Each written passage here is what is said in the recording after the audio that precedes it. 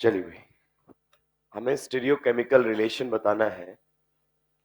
अगर अपन बात करें 1 एंड 2 में, 1 एंड 3 में, 2 एंड 3 में, वेस्ट डैश में हम बात करते हैं। नॉर्मली बच्चे क्या करते हैं, वेस्ट डैश में जब देता है तो पहले उसको फिशर में ले जाते हैं और फिर वहां से आरएस बताते हैं। देखिए, नो डाउट आप ऐसा कर सकते हैं, पर आप एक क्वेश्चन की जगह दो क्वेश्चन सॉल्व कर रहे होते हैं। पहला तो वेस्ट डैश टू फिशर कन्वर्जन, उसके बाद उसका आरएस, और हर क्वेश्चन में अपने अप्रोच ये रही तो फिर हमें दिक्कत हो सकती है। तो फिर किस प्रकार से बातें की जाए, जैसा दिया है उसको वहीं पर ही सुलटाओ। जैसे ये आपके सामने कंपाउंड दिया हुआ है, आप इसमें एक बार मुझे आईयूपैक नंबरिंग करके बता सकते हो। आपके पास अल्कोहल भी है, एल्डिहाइड भी है, which is the principal functional group aldehyde. तो नंबर 1 इसी को मिलेगा क्या? यस, ये रहेगा नंबर 2 और ये रहेगा नंबर 3। जहां तक मैं देख पा रहा हूं number 2 is the chirality centre.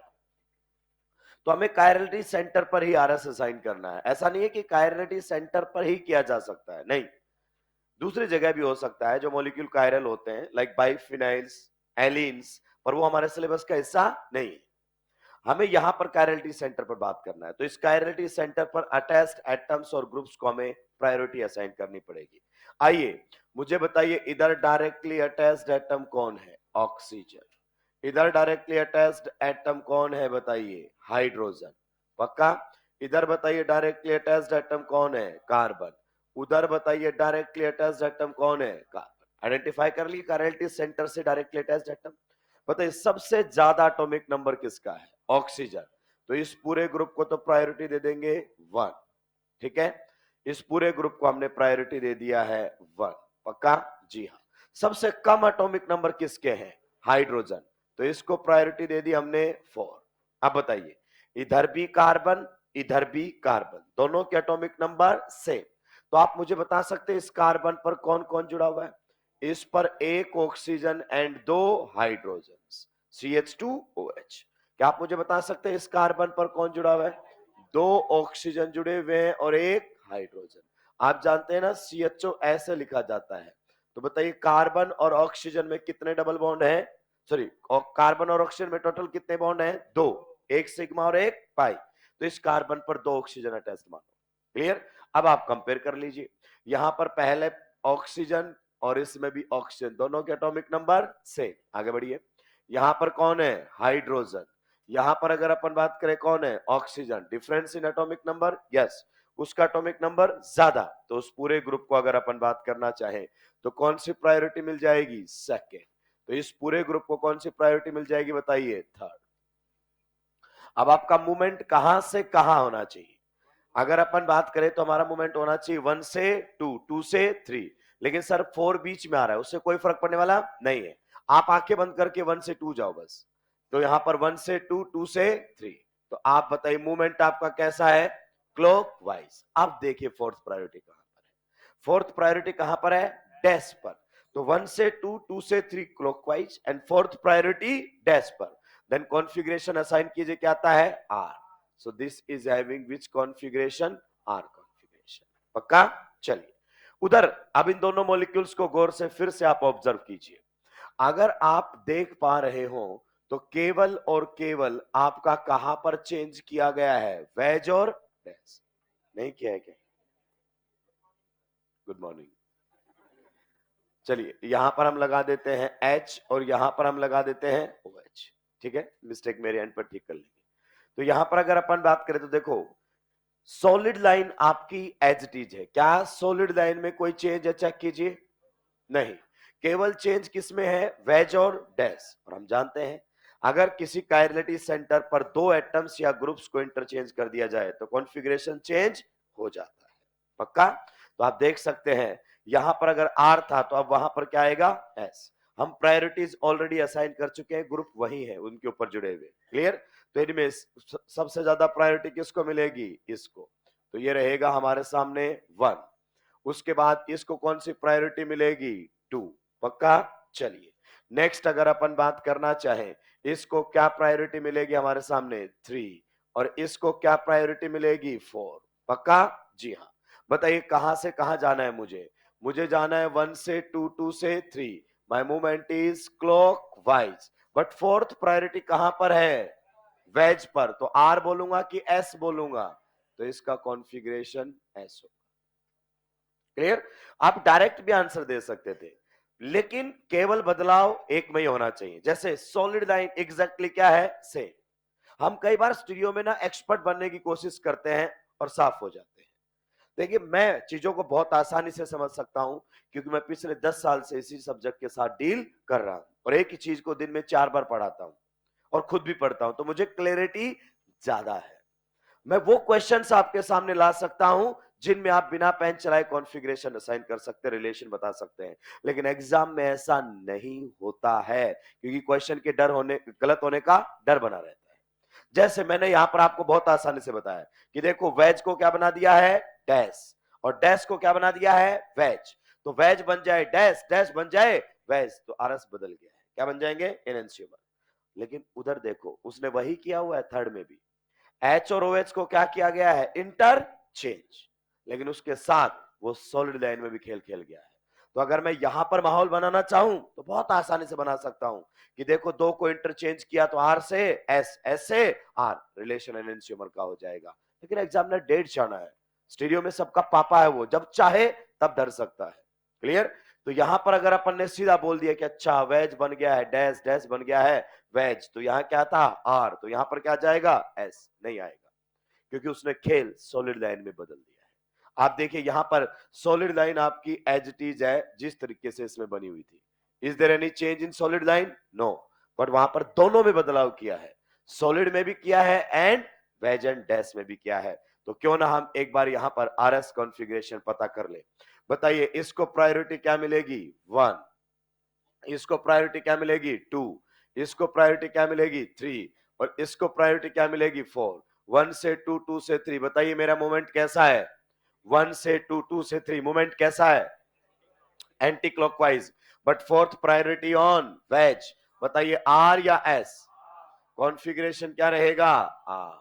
अब देखो, पहला और आपका तीसरा तो कंपाउंड क्या निकला, से, लेकिन मैंने तो वेज को और डैश को इंटरचेंज किया हुआ है, लेकिन साथ में खेल कहां पर खेला गया है, सॉलिड में। इसलिए मैं आपको बोलता हूं सीधा आरएस पर टिके, टाइम लग सकता है लेकिन आंसर कभी गलत नहीं आएगा। आइए बताते हैं रिलेशन, किस प्रकार के रिलेशन यहां पर है। 1 एंड 2 में क्या रिलेशन है, बताइए। 1 में 2 पर क्या है, आर, और 2 पर क्या है, एस, तो ये तो अपोजिट है, तो आप कह सकते हैं एक दूसरे के क्या है, ये एनएंशियोमर्स, एक दूसरे के एनएंशियोमर्स। आइए 1 एंड थर्ड में रिलेशन बताते हैं। तो ये आपका कार्बन नंबर 1 है, ये आपका कार्बन नंबर 2 है, ये आपका कार्बन नंबर 3 है। क्लियर? तो यहां पर 1 में 2 पर बताओ क्या है, आर, 3 में भी 2 पर क्या है, बताइए आर, तो ये कंपाउंड क्या है, सेम, होमोमर्स है, क्या है, होमोमर्स। आइए नेक्स्ट अगर अपन बात करना चाहें, 2 एंड 3 के बीच में क्या रिलेशन है, 2 पर बताइए क्या है, एस, और 3 में बताइए 2 पर क्या है, आर, अपोजिट कॉन्फ़िगरेशन, जी हाँ, तो ये एक दूसरे के क्या है, एनएंशियोमर्स, एक दूसरे के क्या है, एनएंशियोमर्स। भले आपको मिरर इमेज नजर आ रहे हैं या नहीं आ रहे हैं, उससे कोई फर्क नहीं पड़ता, but the relation is enantiomers. Relation क्या है इनके बीच में, एनएंशियोमर्स। अब मैं कुछ स्टेटमेंट आपको बता रहा हूं, आपको बताना है वो स्टेटमेंट सही है या गलत है। सभी रुकेंगे और एक बार स्टेटमेंट पर ध्यान देंगे। 1 and 2 have same arrangement of atoms or groups at 1 and 2 have same arrangement of atoms or groups in space around the chirality center। सही है क्या, कैसे सही हो सकता है, अगर सही होता तो आर से आर ही आता, तो ये अरेंजमेंट तो बताते आ रहे हैं कि स्पेस में बदला या नहीं। 1 and 3 have the same arrangement of atoms or groups in space around the chirality center। Yes सही है, आपको लगे या नहीं लगे, पर वही अरेंजमेंट है, कोई चेंज नहीं है। क्लियर? तो इस टाइप के क्वेश्चंस भी आपसे पूछे जा सकते हैं। तो आपसे पूछे कायरलिटी सेंटर पर अरेंजमेंट स्पेस में सेम रहा या बदल गया, आरएस की मदद से बताया जाएगा। आप एनालाइज मत करने लग जाना, नहीं पता लगेगा, ये स्टीरियो है। ठीक है, जल्दी से नोट डाउन करेंगे, आगे बढ़ेंगे।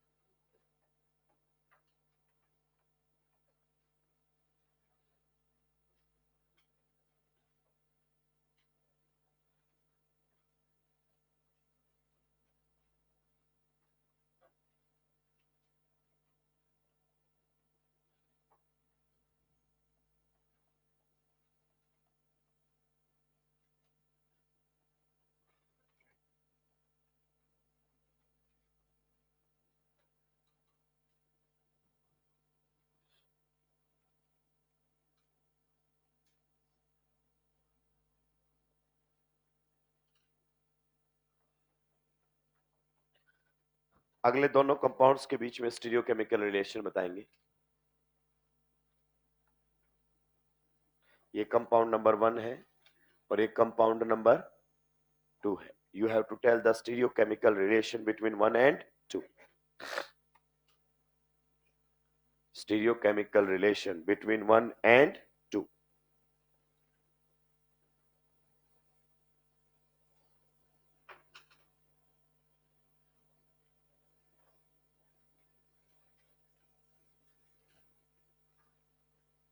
क्या नजर आते हैं? 1 और 2 कैसे दिखाई दे रहे हैं आपको? होमोमर्स। एक बार आरस और निकाल लो। वो तो तुम्हें दिख रहे हैं ना, है कि नहीं उसकी कोई गारंटी नहीं है ना। अक्सर जो चीजें दिखाई देती हैं वो सही नहीं मिलेंगी स्टीरियो में। आपने ये सुना होगा कि कानों सुनी पर विश्वास नहीं हो रहा है, आपको स्टीरियो में आंखों देखी पर भी नहीं होगा।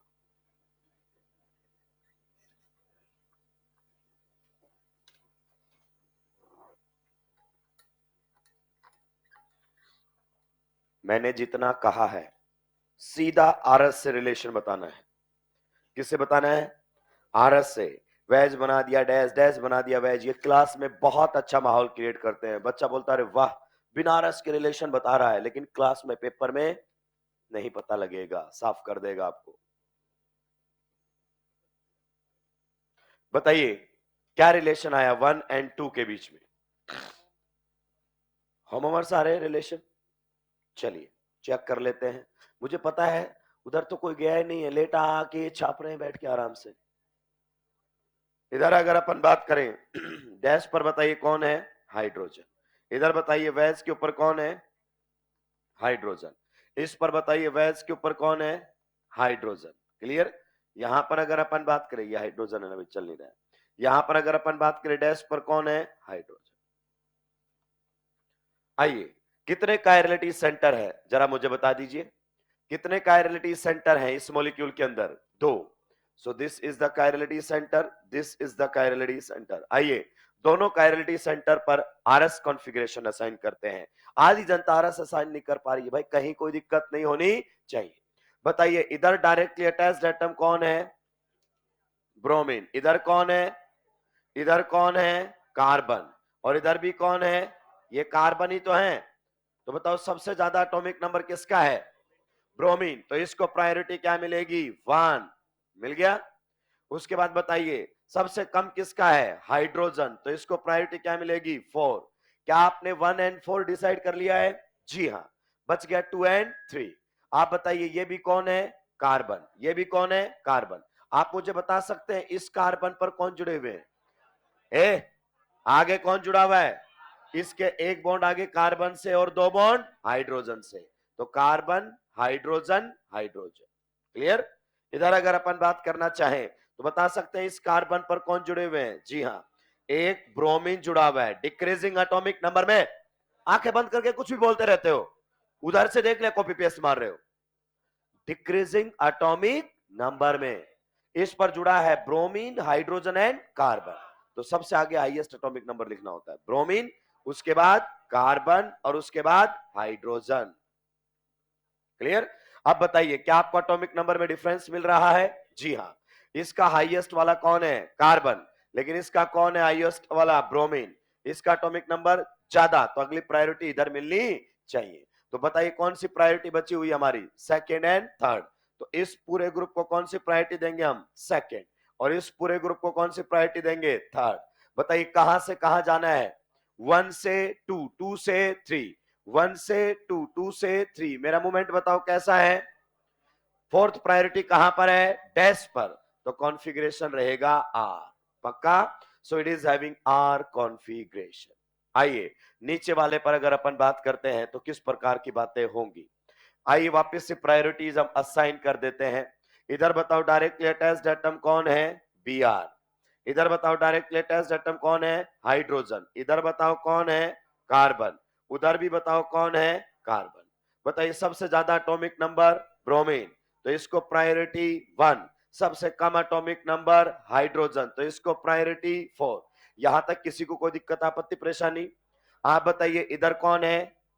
उधर भी कौन है? डायरेक्टली अटैच्ड एटम के एटॉमिक नंबर सेम। आप बता सकते हैं इस कार्बन पर कौन जुड़ा हुआ है?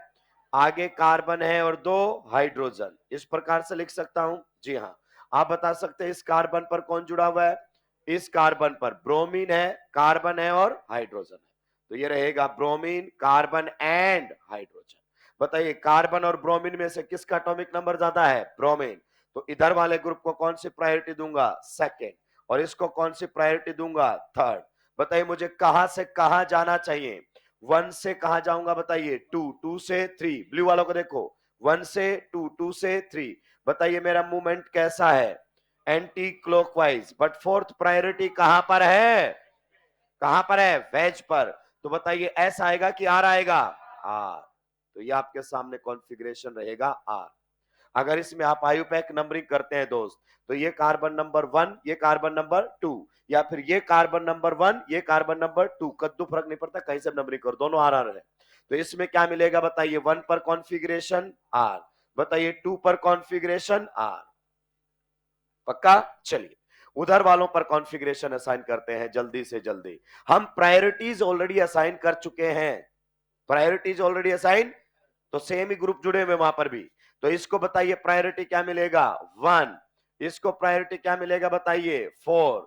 इसको अगर अपन बात करना चाहें प्रायोरिटी क्या मिलेगा? थर्ड। और इस वाले को प्रायोरिटी क्या मिलेगा? सेकेंड। सर आपने इतनी जल्दी कैसे असाइन कर दिया? अरे यही तो ग्रुप है, केवल ब्रोमीन को वेज से कहां ले गया हूं? Dash.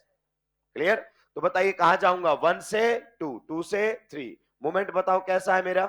Clockwise. But fourth priority कहां पर है? वेज पर। तो बताइए क्या आएगा? एस। तो यहां पर कॉन्फ़िगरेशन रहेगा एस। आइए नीचे वाले पर बात कर लेते हैं। इसको ब्रोमीन का एटॉमिक नंबर सबसे ज्यादा, प्रायोरिटी 1। हाइड्रोजन का सबसे कम, प्रायोरिटी 4। इधर कौन है? कार्बन। उधर भी कौन है? कार्बन। प्रायोरिटी तो हम पहले असाइन कर चुके हैं इनके अंदर, तो इसको प्रायोरिटी कौन सा मिलेगा? थर्ड। और उसको प्रायोरिटी कौन सा मिलेगा? सेकेंड। 1 से कहा जाऊंगा? 2, 2 से कहा? 3। मूवमेंट बताइए? Anti clockwise. Fourth priority dash पर। तो कॉन्फ़िगरेशन क्या आएगा? एस। नंबरिंग इधर से कर उधर से कर, कद्दू फर्क नहीं पड़ेगा। तो बताइए इसमें 1 पर भी क्या है? एस। एंड 2 पर भी क्या है? S. What is the relationship? Enantiomer. बन गए होमोमर्स। हवा में जवाब देने के लिए आए थे ना होमोमर्स, तो ऐसा ही बोलेगा कि अगले साल फिर देना। तो मैं इस क्वेश्चन से बहुत बढ़िया माहौल सेट करके दे सकता था आपको, लेकिन मुझे पता है बच्चे की बस की बात नहीं है। क्लास में वो 2-4 क्वेश्चन करके खुशियां मना सकता है, पेपर में साफ कर देगा। और दोस्त बताऊं, ये तेरा जीवन निकल गया इस क्वेश्चन को करते हुए। एंटी एडिशन ऑफ Br2 पढ़ा था ना? कार टैम वही से है जो तूने कई बार पढ़ा है, उसके बावजूद भी तू मॉलिक्यूल को पहचान नहीं पा रहा है। तो ये स्टीरियो है, यहां पर आरएस से रिलेशन बताएगा तो बच जाएगा। अगर हवा में चला निपट सकता। मैं नहीं कहता कि आंसर सही नहीं आएगा, पर मैं आपको रिस्क नहीं लेने दूंगा जहां पर गलती होने के पूरे पूरे चांसेस है। जो लोग बताते हैं ना बिना पेन चलाया रिलेशन, मैं बनाऊंगा 3-4 क्वेश्चन, हाथ ही नहीं भाई। जब रिलेशन बनाया जाता है ना तो खुद से मास्टर बना के लाता है कि ऐसे ऐसे करके सेट हो जाएगा क्लास के अंदर। वो बातें अलग होती हैं, पेपर वाला ऐसा थोड़ी देगा। पेपर में क्वेश्चन आया है तो साफ करने के लिए दिया गया है कि सारी ट्रिक आपके साइड में हो जाए। तो सिंपल है, आरएस से आंसर देंगे। किससे आंसर देंगे? आरएस से। क्या ये पॉइंट आपको क्लियर हुए? अब आप देखिए मैंने जितने भी एग्जांपल्स लिए हैं, या तो उसमें फोर्थ प्रायोरिटी ग्रुप वेज पर है, या फिर आपका फोर्थ प्रायोरिटी ग्रुप डैश पर है। लेकिन सर जरूरी थोड़ी है कि फोर्थ प्रायोरिटी ग्रुप वेज पर आए या फिर डैश पर आए। आप जानते हैं वेज डैश में वेज डैश के अलावा सॉलिड लाइंस भी तो होती है। अगर फोर्थ प्रायोरिटी ना वेज पर आए ना डैश पर आए, तो हम फिर किस प्रकार से चीजों को हैंडल करेंगे? चलिए हम उस पर भी बातें कर लेते हैं। आप बोलोगे सर फिर फिशर की तरफ निकल जाएंगे, मैं कहूंगा फिर फिशर में जा ही रहे हो तो फिर वेज डैश पढ़ने की जरूरत ही क्या है? हम फिशर की तरफ नहीं जाएंगे, हम वहीं पर चीजों को सोल्व करने की कोशिश करेंगे। आइए अगला क्वेश्चन हमारे सामने है, फिर से आरएस कॉन्फ़िगरेशन असाइन करने के लिए कह रहा है। यहां पर है CH3, यहां पर दिया गया है H, वेज पर भी ग्रुप लगा कर देंगे और डैश पर भी। अच्छा क्वेश्चन हम यहां पर लेकर आने की कोशिश कर रहे हैं। कार्बन कार्बन में है ट्रिपल बॉन्ड, यहां पर कार्बन कार्बन में है डबल बॉन्ड। अगर आपको प्रायोरिटीज असाइन करने में ही टाइम लग रहा है, इसका मतलब आपने EZ के टाइम पर ढंग से ध्यान नहीं दिया। मैं वहां पर आपको डायरेक्ट बता रहा था एक एक चीजों पर। बताइए पूरे मॉलिक्यूल में कितना कायरलिटी सेंटर है? पूरे मॉलिक्यूल में कितना कायरलिटी सेंटर है? एक। पक्का? जी हाँ, एक कायरलिटी सेंटर। अब कैसे हैंडल करें इसको? पहले तो प्रायोरिटी असाइन कीजिए। आप बताइए, इधर शानदार क्वेश्चन है, डायरेक्टली अटैच्ड एटम कौन है? हाइड्रोजन। उधर बताओ डायरेक्टली अटैच्ड एटम, इधर बताओ डायरेक्टली अटैच्ड एटम कार्बन। इधर भी बताइए डायरेक्टली अटैच्ड एटम। एक तो डिसीजन हुआ है सर, क्या कि इसके एटॉमिक नंबर सबसे कम, तो इसको तो प्रायोरिटी कौन सी दे दो? 4। बाकी यहां भी डायरेक्टली अटैच्ड एटम के एटॉमिक नंबर सेम, यहां भी डायरेक्टली अटैच्ड एटम के एटॉमिक नंबर सेम, यहां भी डायरेक्टली अटैच्ड एटम के एटॉमिक नंबर सेम। अगर आप प्रायोरिटी असाइन करने में टाइम ले रहे हैं तो फिर आपको क्वेश्चन दिक्कत दे सकता है, मतलब आप कॉन्सेप्चुअली स्ट्रांग नहीं है। आइए, आप बता सकते हैं मुझे इस कार्बन पर कौन कौन से एटम जुड़े हुए हैं? तीनों के तीनों कौन है? Hydrogen, decreasing atomic number. पक्का? क्या आप मुझे बता सकते हैं कि इस कार्बन पर कौन एटम जुड़े हुए हैं? इस कार्बन ने 3 बॉन्ड बनाए हैं, किससे? कार्बन से, तो 3 कार्बन जोड़ दो। क्लियर? आप बता सकते हैं इस कार्बन पर आपके कौन कौन से एटम जुड़े हुए हैं? आप बताइए, इसने 2 बॉन्ड तो किसके साथ बनाए हैं? कार्बन के साथ, और 1 बॉन्ड हाइड्रोजन के साथ। ऐसे आते हैं धनाधन। क्लियर? कंपेयर कीजिए दोस्त। अगर हम इनमें बात करना चाहें, कार्बन, यहां पर भी कार्बन और यहां पर हाइड्रोजन, तो ये अभी भी इनके एटॉमिक नंबर सेम है, लेकिन यहां डिफरेंस आ चुका है। बताओ कार्बन और हाइड्रोजन में से, कार्बन और हाइड्रोजन में से किसका एटॉमिक नंबर कम है? हाइड्रोजन। तो इसको फॉर्मूला, तो इसको प्रायोरिटी क्या देनी पड़ेगी? थर्ड। क्योंकि जिसके एटॉमिक नंबर ज्यादा है उसको 1 मिलेगा, उससे कम वाले को 2 मिलेगा। अब ये दोनों अभी भी कंपटीशन में है। आगे बढ़िए, अगला एटम, इस पर भी कौन है? कार्बन। इस पर भी कौन है? दोनों के एटॉमिक नंबर फिर से सेम। कहता और आगे कंपेयर कीजिए, अभी यहां पर कौन है? कार्बन, और यहां पर कौन है? हाइड्रोजन। आ गया difference in atomic number? Yes. बताओ दोनों में से किसके ज्यादा है? कार्बन का। तो इसको प्रायोरिटी क्या देंगे हम? 1। और इसको प्रायोरिटी क्या मिलेगी? सेकेंड। क्या हमने प्रायोरिटीज असाइन कर दी हैं? जी हाँ। हमें टाइम नहीं लगना चाहिए प्रायोरिटी असाइन करने में। अब हम आते हैं, देखिए हमने जो बातें पढ़ी थी वो क्या पढ़ी थी कि या तो फोर्थ प्रायोरिटी वेज पर हो या फोर्थ प्रायोरिटी, लेकिन मामला गड़बड़ है। ना तो फोर्थ प्रायोरिटी वेज पर है और ना ही फोर्थ प्रायोरिटी डैश पर है। सही बात है कि नहीं है? तो अब हम आंसर कैसे करें? हम कर सकते हैं इसका आंसर, ध्यान से सुनिए। अगर मैं आपको फोर्थ प्रायोरिटी वेज पर दे दूं या डैश पर दे दूं तो आप आंसर बता सकते हैं? हाँ सर। तो मैं कंफर्टेबल होता हूं डैश पर। कहां पर? डैश पर। तो हम फोर्थ प्रायोरिटी को डैश के ऊपर लेकर आएंगे। यही इधर ध्यान से देखो, दोबारा बना रहा हूं मैं। ये कार्बन है आपका? जी हाँ। आप बताओ आपको फोर्थ प्रायोरिटी कहां पर चाहिए? डैश पर चाहिए। तो आपकी जो यहां पर फोर्थ प्रायोरिटी है ना, उसको जो डैश पर, उसके साथ इंटरचेंज कर लो। इधर देखो, ये वाला ग्रुप यहां पर किस पर है? पक्का? और ये वाला कहां पर है आपका? Fourth priority. आपको ये फोर्थ प्रायोरिटी यहां पर चाहिए, तो आप इन दोनों को क्या कर लो? इंटर। पक्का? बाकी मत छेड़ो, तो जो एज इट इज रहने दो। इसका मतलब आप प्रायोरिटी को इंटरचेंज कर लो, ग्रुप को इंटरचेंज करने की जरूरत ही नहीं है। दोबारा लिखोगे फिर प्रायोरिटी लिखोगे वहां पर। तो आप बताओ इधर सॉलिड लाइन पर कौन सी प्रायोरिटी है? थर्ड। एज इट इज रहने दो। बताइए वेज के ऊपर कौन सी प्रायोरिटी है? 1। ये देखो, वेज के ऊपर कौन सा प्रायोरिटी ग्रुप आपका? 1। एज इट इज रहने दो। मुझे ये ग्रुप कहां चाहिए? डैश पर। तो मैं इसको इधर ले आया, उसको उधर ले गया। किन्हीं दो को इंटरचेंज कर सकता हूं। तो अब मेरी यहां पर कौन सी प्रायोरिटी आ गई है? बताइए, सेकेंड। और यहां पर कौन सी प्रायोरिटी आ गई है? फोर्थ। तो मैंने इंटरचेंज कर लिया है, ये बना लिया है। आप बताइए, क्या आप मुझे इस कायरलिटी सेंटर का आरएस कॉन्फ़िगरेशन बता सकते हो? 1 से 2, 2 से 3। मेरा मूवमेंट बताओ कैसा है? Clockwise. And fourth, sorry, anti clockwise. Fourth priority कहां पर है? तो कॉन्फ़िगरेशन क्या आएगा? 1 मिनट रुक जाओ। इसका तुझे मालूम है ऐसे, क्या मुझे इसका बता सकते हो? आर। क्योंकि मैं यहां से यहां इंटरचेंज करके गया हूं। तो सोचो अगर वहां एस है तो यहां पर क्या रहा होगा? आर। क्योंकि मैंने एच को और इसको इंटरचेंज किया हुआ है। और कायरलिटी सेंटर पर दो एटम्स या ग्रुप्स को इंटरचेंज करने पर कॉन्फ़िगरेशन चेंज हो जाता है। सही बात है कि नहीं है? तो अगर इसका एस है तो डेफिनेटली इसका क्या रहा होगा? आर कॉन्फ़िगरेशन रहा होगा। खत्म। ये पॉइंट आपको क्लियर हुआ? जल्दी से नोट डाउन करेंगे, आगे बढ़ूंगा। एक क्वेश्चन और दूंगा, फोर्थ प्रायोरिटी को आप सीधा डैश पर ले आए, इससे बेस्ट आपके लिए कुछ भी नहीं हो सकता।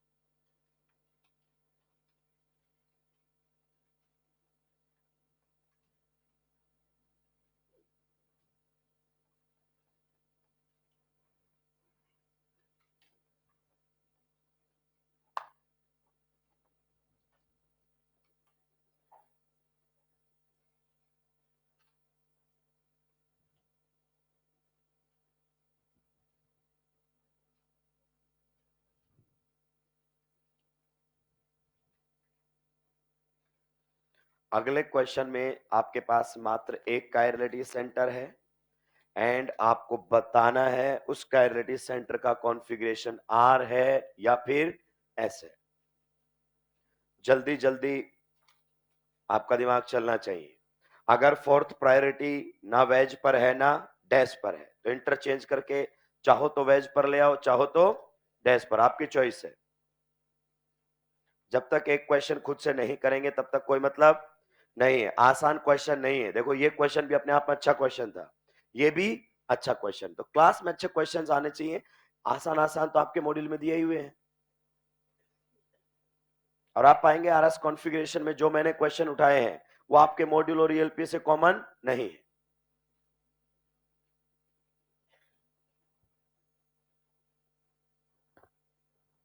प्रायोरिटी असाइन करने में भी टाइम लग रहा है, इसका मतलब हमने सीआईपी सीक्वेंस रूल को ढंग से नहीं समझा।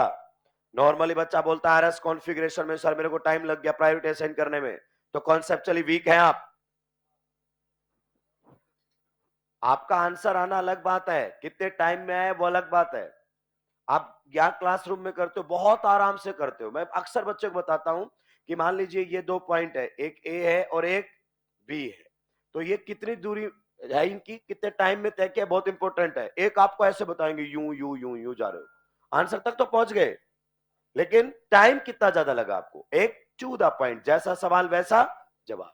तो आपके ऑब्जेक्टिव पेपर में ये जरूरत होती है आपके अप्रोच, क्योंकि आप क्लासरूम में क्वेश्चन करते हो, घर पर क्वेश्चन करते हो, तो आपके लिए कोई टाइम लिमिट, आप दूसरे तरीके से जूझ रहे हो। समझ में आया या नहीं आया, टाइम तो दिमाग में ही, तो समझ में तो आपको आ गया, अप्रोच से आंसर भी निकाल लिया, पर पेपर में वही क्वेश्चन आपके 3 से 4 मिनट खा जाएगा। मत करो ऐसे क्वेश्चन को। आइए अगर अपन बात करें प्रायोरिटी असाइन करने की, दोस्त इधर बता कौन जुड़ा हुआ है, इधर बता कौन जुड़ा हुआ है, इधर बता कौन है कार्बन, और इधर बता कौन है, बता सबसे ज्यादा एटॉमिक नंबर क्लोरीन, तो इसको प्रायोरिटी 1। उसके बाद कार्बन कार्बन फ्लोरीन, इसको प्रायोरिटी 2। मैं जानबूझकर ऐसे केस ला रहा हूं जिसमें दो के एटॉमिक नंबर सेम आ रहे हैं। डायरेक्टली अटैच्ड एटम्स के एटॉमिक नंबर क्या है, सेम। आप मुझे बता सकते हैं दोस्त इस कार्बन पर कौन कौन जुड़ा हुआ है। इस कार्बन का देखो आगे बॉन्ड एक किसके साथ है, कार्बन के साथ, और दो बॉन्ड हाइड्रोजन, तो इस पर है carbon hydrogen and hydrogen. Clear. जब मैं आपको ऐसे तोड़ तोड़ के बना बना के चक्रा चला चला के सिखा रहा था तब आपको लग रहा था क्या टाइम पास कर रहा है, इस दिन के लिए था वो, क्योंकि जिसने वहां पर ध्यान दिया वो उसको टाइम नहीं लगेगा। इधर बताइए इस वाले कार्बन के ऊपर अगर मैं बात करना चाहूं कौन जुड़ा हुआ है, दो ऑक्सीजन है और एक हाइड्रोजन है, पक्का। नाउ कंपेयर, बताइए इस पर कौन है कार्बन और इस पर कौन है ऑक्सीजन। आई थिंक डिसीजन हो गया है, इसका एटॉमिक नंबर ज्यादा और इसका एटॉमिक नंबर कम, तो इसको प्रायोरिटी क्या मिलेगी बताइए, थर्ड, और इसको प्रायोरिटी क्या मिलेगी, फोर्थ। सर मैं फिर से अटक गया, फिर से कैसे अटक गए हो, क्योंकि ना तो फोर्थ प्रायोरिटी वेज पर है और ना ही फोर्थ प्रायोरिटी डैश पर है। तो आप फोर्थ प्रायोरिटी ग्रुप को जहां लाना चाहते हैं ना उसको इंटरचेंज कर लो, इसको आप दोबारा से लिखने की जरूरत नहीं है, केवल प्रायोरिटी लिखो। आप बताओ आपको किस में फोर्थ प्रायोरिटी कहां चाहिए, सर या तो मुझे वेज पर चाहिए या फिर मैं आंसर निकाल दूंगा, ठीक है। तो अपन नॉर्मली डैश पर ले जाते हैं, फिक्स रखते हैं अपने अप्रोच को ना, तो बाकी को मत छेड़ो। ये कायरलिटी सेंटर है, बताइए इस कायरलिटी सेंटर पर इधर वाली ग्रुप को कैसी प्रायोरिटी मिली हुई है, 3, इसको एज इट इज रहने दो। बताइए वेज वाले को क्या प्रायोरिटी मिली हुई है, आप बताइए वेज वाले को प्रायोरिटी क्या मिली हुई है, 1, इसको एज इट इज रहने दो, इनको तो हमने छेड़ा ही। अब किसको इंटरचेंज कर लो, आप इंटरचेंज कर लो 2 को एंड 4 को। 4 को वहां पर ले जाओ और 2 को यहां ले आओ, ठीक है। तो यहां पर अगर अपन बात करना चाहें, इधर आपकी कौन सी प्रायोरिटी आ गई है बताइए, 2, और डैश पर कौन सी प्रायोरिटी चली गई है, 4। इंटरचेंज कर लिया हमने। आप इस कैरेलिटी सेंटर का रस बता सकते हो, हाँ, किस प्रकार से बताइए, 1 से 2, 2 से 3, मेरा मोमेंट कैसा है, एंटी क्लॉकवाइज। इसकी कॉन्फ़िगरेशन क्या है, फोर्थ प्रायोरिटी डैश पर एस। अगर इसकी एस है तो इसकी तो मैं बताई, क्योंकि मैंने वो बनाया ही दो ग्रुप को इंटरचेंज करके। आगे बात समझे, तो वहां एस है, इसका मतलब यहां पर क्या रहा होगा, आर। तो इस कैरेलिटी सेंटर की कॉन्फ़िगरेशन है आर। क्लियर, बहुत आसानी से हम जवाब दे सकते हैं। जो आप फिशर में कन्वर्जन पर जाते हो ना, तो वहां कब फंसोगे, जब रिंग आपके सामने आ जाएगी। रिंग जैसे पिछले जो क्वेश्चन हमने किया था, अगर इस पे फोर्थ प्रायोरिटी सॉलिड पर आ गए ना, तो फिर आप अटक जाओगे, फिशर में नहीं ले जा पाओगे। तो हमें वेज डैश का आंसर वेज डैश में ही देना आना चाहिए। और मैंने वही पॉइंट्स बताए जो आपके काम के हैं, इंटरचेंज ऑफ टू एटम्स और groups reverse the RS configuration. मैंने ऑड इवन का कोई मतलब ही नहीं रखा, मेरे काम का जितना उतनी ही बात करनी है, फालतू की चीजें याद करने का कोई मतलब नहीं है। तो ये हमारे सामने था आर एस कॉन्फ़िगरेशन इन वेज डैश फॉर्मूला। ये बाकी क्वेश्चंस आपको अपने मॉड्यूल ईएलपी में मिल जाएंगे। नेक्स्ट लिखेंगे capital D capital L configuration, capital D capital L configuration, capital D capital L configuration, capital D capital L configuration, या इसी का ही नाम क्या है, रिलेटिव कॉन्फ़िगरेशन। अगला जो हमारा टॉपिक है पार्ट बी कॉन्फ़िगरेशन में, capital D capital L configuration. इसको हम कौन सा कॉन्फ़िगरेशन भी कह देते हैं, रिलेटिव कॉन्फ़िगरेशन भी कहते हैं, relative configuration, capital D capital L configuration, या फिर हम इसको कह देते हैं रिलेटिव कॉन्फ़िगरेशन। सबसे पहले इसमें दो चार बातें आप लिखेंगे, फिर मैं आगे बढ़ूंगा समझाने के लिए। सबसे पहले लिखिए, DL configuration is defined in Fischer projection formula.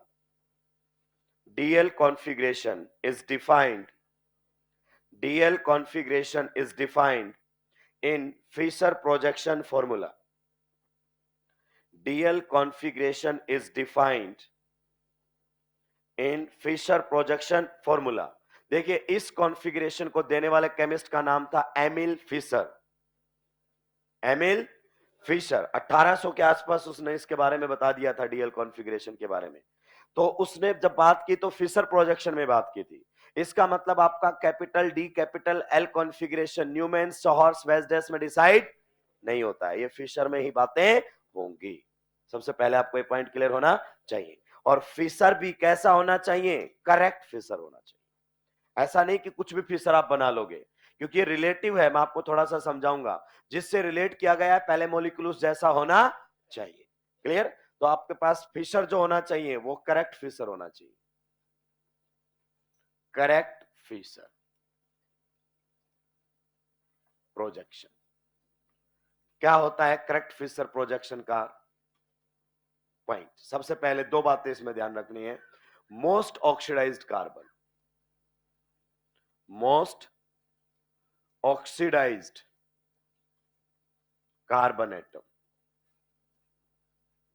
must be on top, must be on, most oxidised carbon atom आपका टॉप पर आना चाहिए। आप जानते हैं फिशर प्रोजेक्शन कैसे लिखी जाती है, थोड़ा सा मुझे आइडिया दीजिए फिशर का। एक तो क्या होती है, वर्टिकल लाइन, और ढेर सारी क्या हो सकती हैं, हॉरिजॉन्टल लाइंस। हॉरिजॉन्टल लाइन एक भी हो सकती है, एक से ज्यादा भी, वर्टिकल लाइन एक ही होती है। तो कहता है आप बताओ, आपको मैं बोलूं टॉप और बॉटम, तो टॉप और बॉटम तो कहां डिसाइडेड होते हैं, वर्टिकल पर, क्योंकि हॉरिजॉन्टल पर तो लेफ्ट राइट से बातें होंगी, टॉप बॉटम मतलब वर्टिकल लाइन। तो आपका मोस्ट ऑक्सीडाइज्ड जो कार्बन है वो वर्टिकल लाइन के टॉप पर आना चाहिए। वर्टिकल लाइन टॉप तो वर्टिकल पर ही है। मैं जानता हूं आपका हाथ बहुत ही कमजोर है, आप ऑक्सीडेशन नंबर ठीक से नहीं निकाल पाएंगे। क्लियर, तो उसके केस में आप मोस्ट ऑक्सीडाइज्ड कार्बन एटम की जगह आईपैक नंबरिंग से काम चलाएंगे। आप कह देना जिस कार्बन को क्या मिलेगा, नंबर 1, आईपैक नंबरिंग से C1। That is IUPAC numbering करते हुए जो कार्बन नंबर 1 जिसको मिलेगा वो कहां पर होना चाहिए? टॉप पर। सीधी सी बात। क्या पॉइंट क्लियर हुआ? चलिए, दूसरा पॉइंट फिशर में ये कहता है कि मैक्सिमम कार्बन एटम्स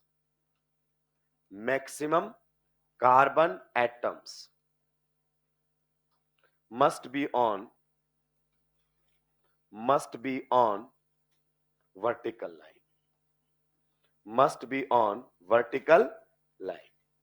ज्यादा से ज्यादा कार्बन एटम आपकी वर्टिकल लाइन पर आने चाहिए, यानी कि जो आपकी पीसीसी है ना, पेरेंट कार्बन चेन, वो वर्टिकल लाइन होनी चाहिए। क्या होनी चाहिए? वर्टिकल लाइन होनी चाहिए। ये दो बातों का हमें ध्यान रखना है। इधर ध्यान से सुनो, आपको आरएस कॉन्फ़िगरेशन पता करने के लिए फिशर का करेक्ट होना कोई जरूरी, वो एब्सोल्यूट है। जैसा दिया है वैसा ही निकाल दो, खत्म। लेकिन कैपिटल डी कैपिटल एल कैसा है? रिलेटिव, रिलेट किया जाता है। तो जब तक हम उसको जिससे रिलेट कर रहे हैं उस जैसा नहीं बनाएंगे तब तक हम बातें नहीं कर सकते। तो आरएस कॉन्फ़िगरेशन फिशर को जैसा दिया है वैसे ही सुलटा दो, पता उसको करेक्ट करने की जरूरत नहीं है। पर हमें डीएल में फिशर करेक्ट ही चाहिए। अगर फिशर करेक्ट नहीं है तो हमसे गड़बड़ी हो सकती है। कई पॉइंट क्लियर हुए? जल्दी से नोट डाउन करेंगे।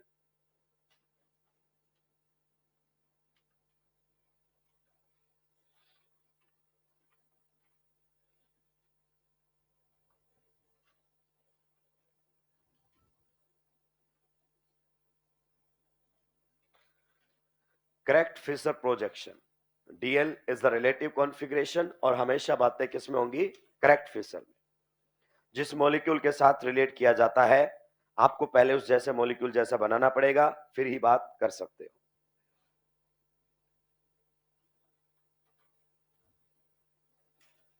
सुलटा दिया है सभी ने? अगला पॉइंट लिखेंगे, glyceraldehyde was selected as a reference molecule। Glyceraldehyde आप जानते हैं बायोमोलिक्यूल्स में आपने पढ़ा है, स्मॉलेस्ट शुगर है ये। Glyceraldehyde is selected as was selected as a reference molecule। Glyceraldehyde was selected as a reference molecule। Capital D capital L configuration को बताने के लिए ग्लिसरल्डिहाइड को क्या लिया गया था? एक reference molecule. Glyceraldehyde was selected as a reference molecule।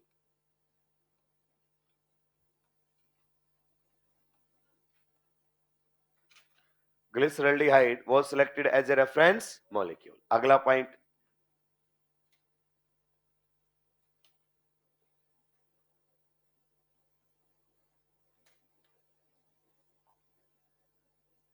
the configuration is capital D।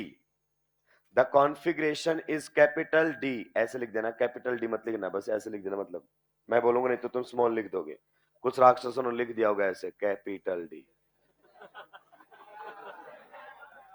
The configuration is capital D if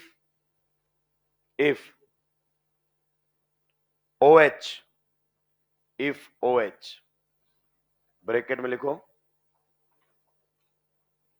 for carbohydrates,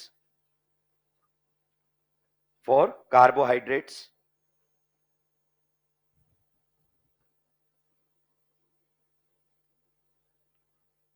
close the bracket, or NH2, or NH2, और NH2 ब्रैकेट में लिखो for amino acids, bracket में लिखो for amino acids।